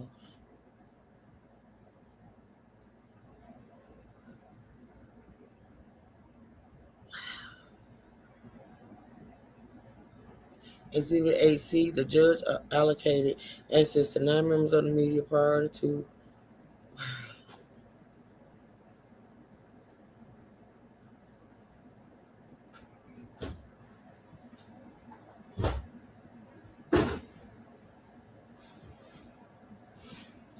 Exhibit 8D was presented as general call for credentials, then limited to established legacy outlets. Girl, all these people sending this stuff for this boy. You know, Carmelo he gonna come out on top. People sent their emails. Y'all.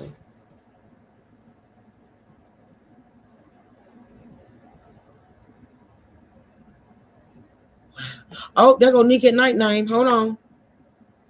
I am writing to request a direct individualized response to 3 critical logistical items regarding the State versus Anthony trial proceedings. I am covering on the ground for Nick at Night because your recent broadcast.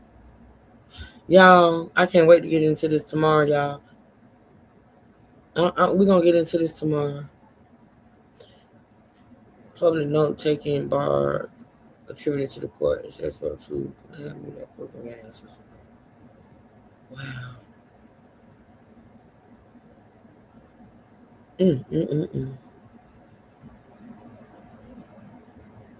Stay tuned in on her. Sheriff's Office declines to state access security protocols. The Collin County Sheriff's Office does not discuss security protocols.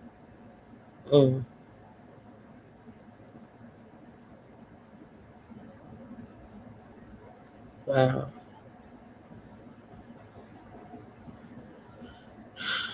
Note ban confirmed and reversed. Note taking is only allowed for approved. Now, Nika at Night talked about this. Note taking is only allowed for approved media. Following 2 days later, by you will be allowed to take notes with pen and paper during the trial.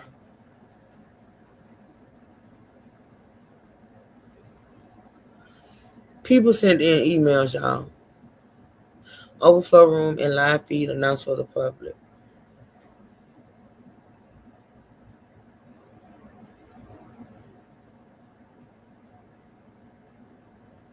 Exhibit 9. Exhibit 8 is a motherfucker. It's full of emails.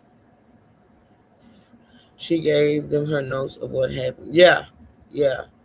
Sorry. I saw her post. I talked about it earlier. I'm going to put that up too tomorrow. I saw her post that she made. Exhibit 9, Sergeant Davis' conversation regarding admission of the media and the public cell phone video transcript and authenticating affidavit. The cell phone video is filed conventionally on USB with a notice. The transcript and the authentication to affidavit of Tamitra Carter follow this sheet. What cell phone video? Sergeant Davis' conversation regarding admission of the media. Oh, somebody had a phone conversation. Daggone. Hey, I'm doing all this right, Sergeant. Tamisha Carter had a phone conversation, and she sent in the phone conversation, y'all. Look at this. Look at this.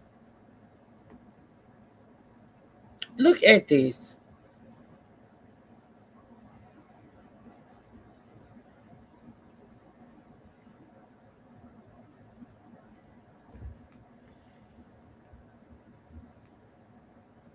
This is an affidavit of Tamitra Carter authenticating video recording and transcript of conversation with Sergeant Davis. Oh, my word. I recorded that conversation on my cellular telephone as it occurred. Ooh, baby. Baby, that was Exhibit 9. Exhibit 10 is affidavit of trial counsel Mike Howard signed and notified. So this is Mike Howard's affidavit, y'all. We're going to read that too.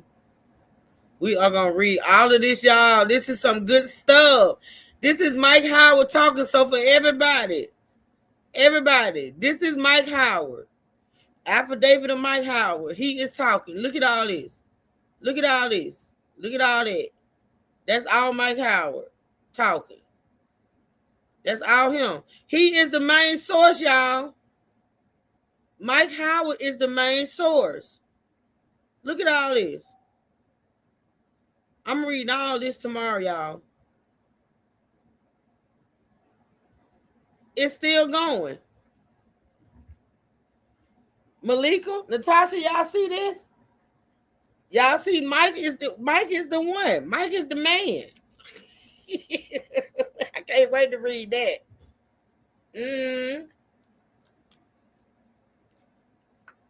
Have who been listening? These people talking. Have you been listening? Have who been listening? I ain't going. Oh. Malika say, what you say?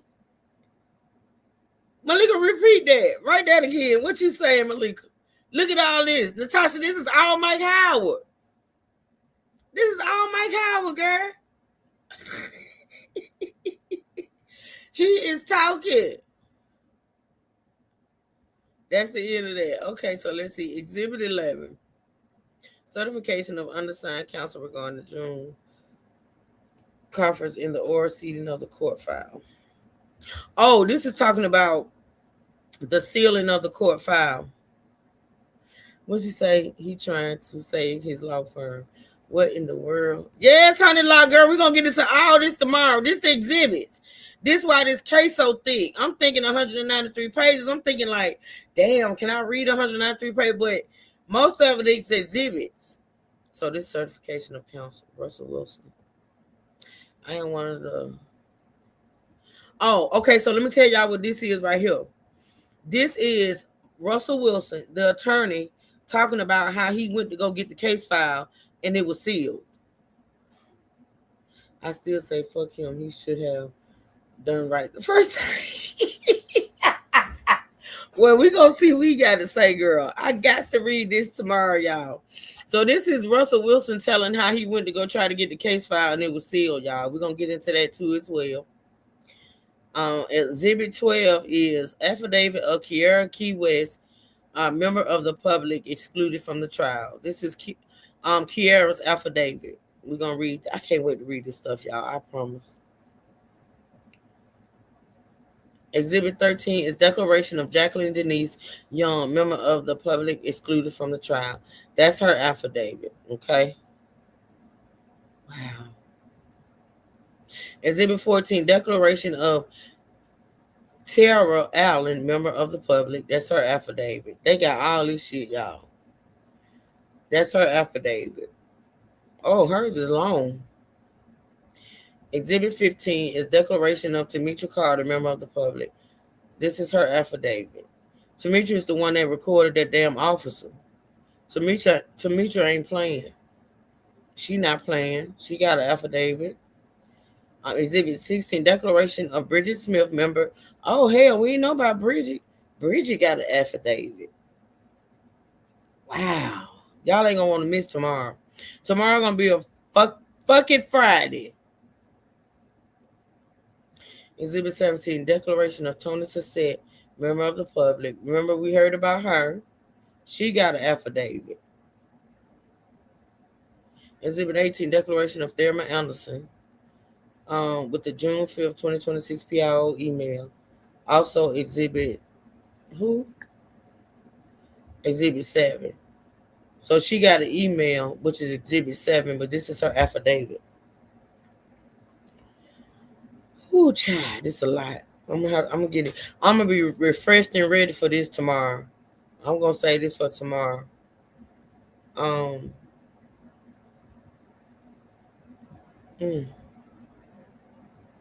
Okay, wait a minute. Did I skip something? Hold on.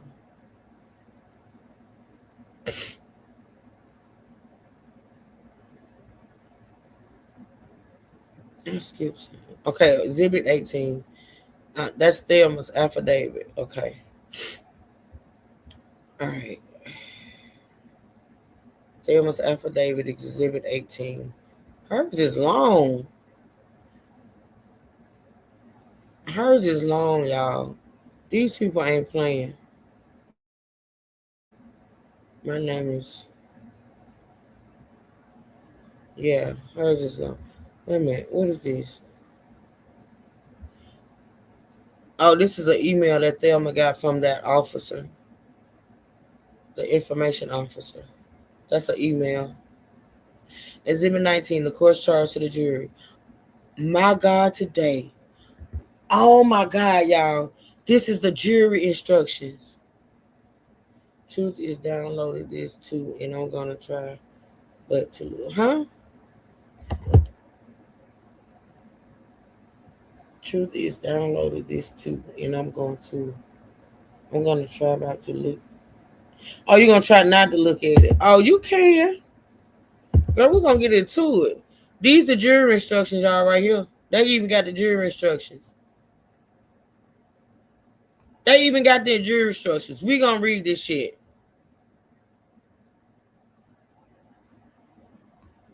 Come outside to say what? Come outside. He can't come outside and say shit. This is the jury instructions. Hold on a minute, y'all. Hold on.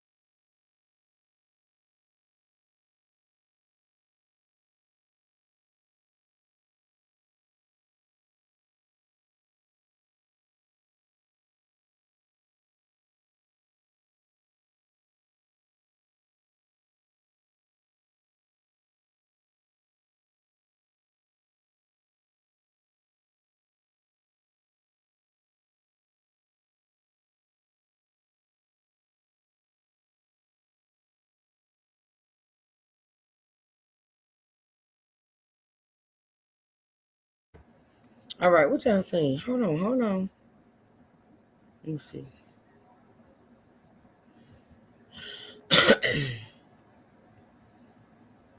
Yeah, they talk to everybody.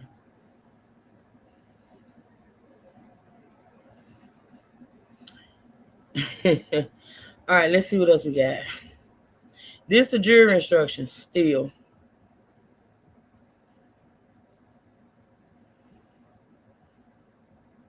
Verdict sheet.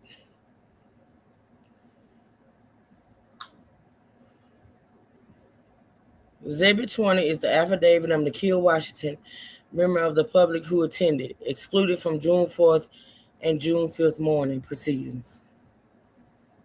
Affidavit. Another affidavit.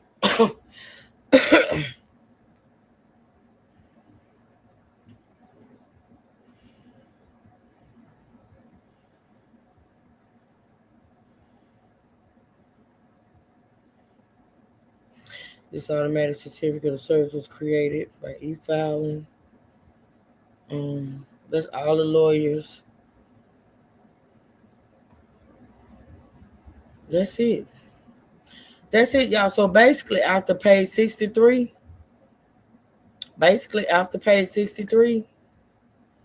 is exhibits. And I mean some good exhibits. And I mean we're going to get into every last one of them. Stay tuned for tomorrow's episode of... Stay tuned for tomorrow's episode, y'all. We're going to get into every last... I think it was what? How many? Damn, what? 19? However many it was. I don't forget that damn quick. But we're going to get into every last one of them on tomorrow morning, y'all. We're going to start early. Because like I said, I need to do 2 lives. Because I need to do an update live on our other cases, right? So tomorrow going to be a long day, but I'm here for it. So we're going to get off of here for right now today. We read all the motions. Hopefully y'all understood. And tomorrow when I start, I'm going to summarize all the motions. It was 4. I'm going to summarize all the motions, what they're motioning for. And then we're going to get into the we're going to get into the exhibits. Natasha can't wait. Me neither, girl. But anyway, thank y'all so much for supporting this live stream. I appreciate it. The hard work always pays off when people appreciate what you do. I'll be front and center when I'm hooked up to that. Oh, okay, Malika. Okay, girl. I didn't know you were on dialysis. God bless you. God bless you. Okay, we're going to get into it tomorrow, y'all. And so I will see y'all later. I did not even schedule my live for later because I was going to try to read as much as I could today. But we finished with the motions, which I'm satisfied with. So like I said, tomorrow we're going to get into the exhibits, all right? So, yeah, with that being said, thank y'all so much for supporting this live stream. I appreciate y'all so much for the support. Shout out to my moderators. Shout out to my monetary contributors. I appreciate y'all too as well.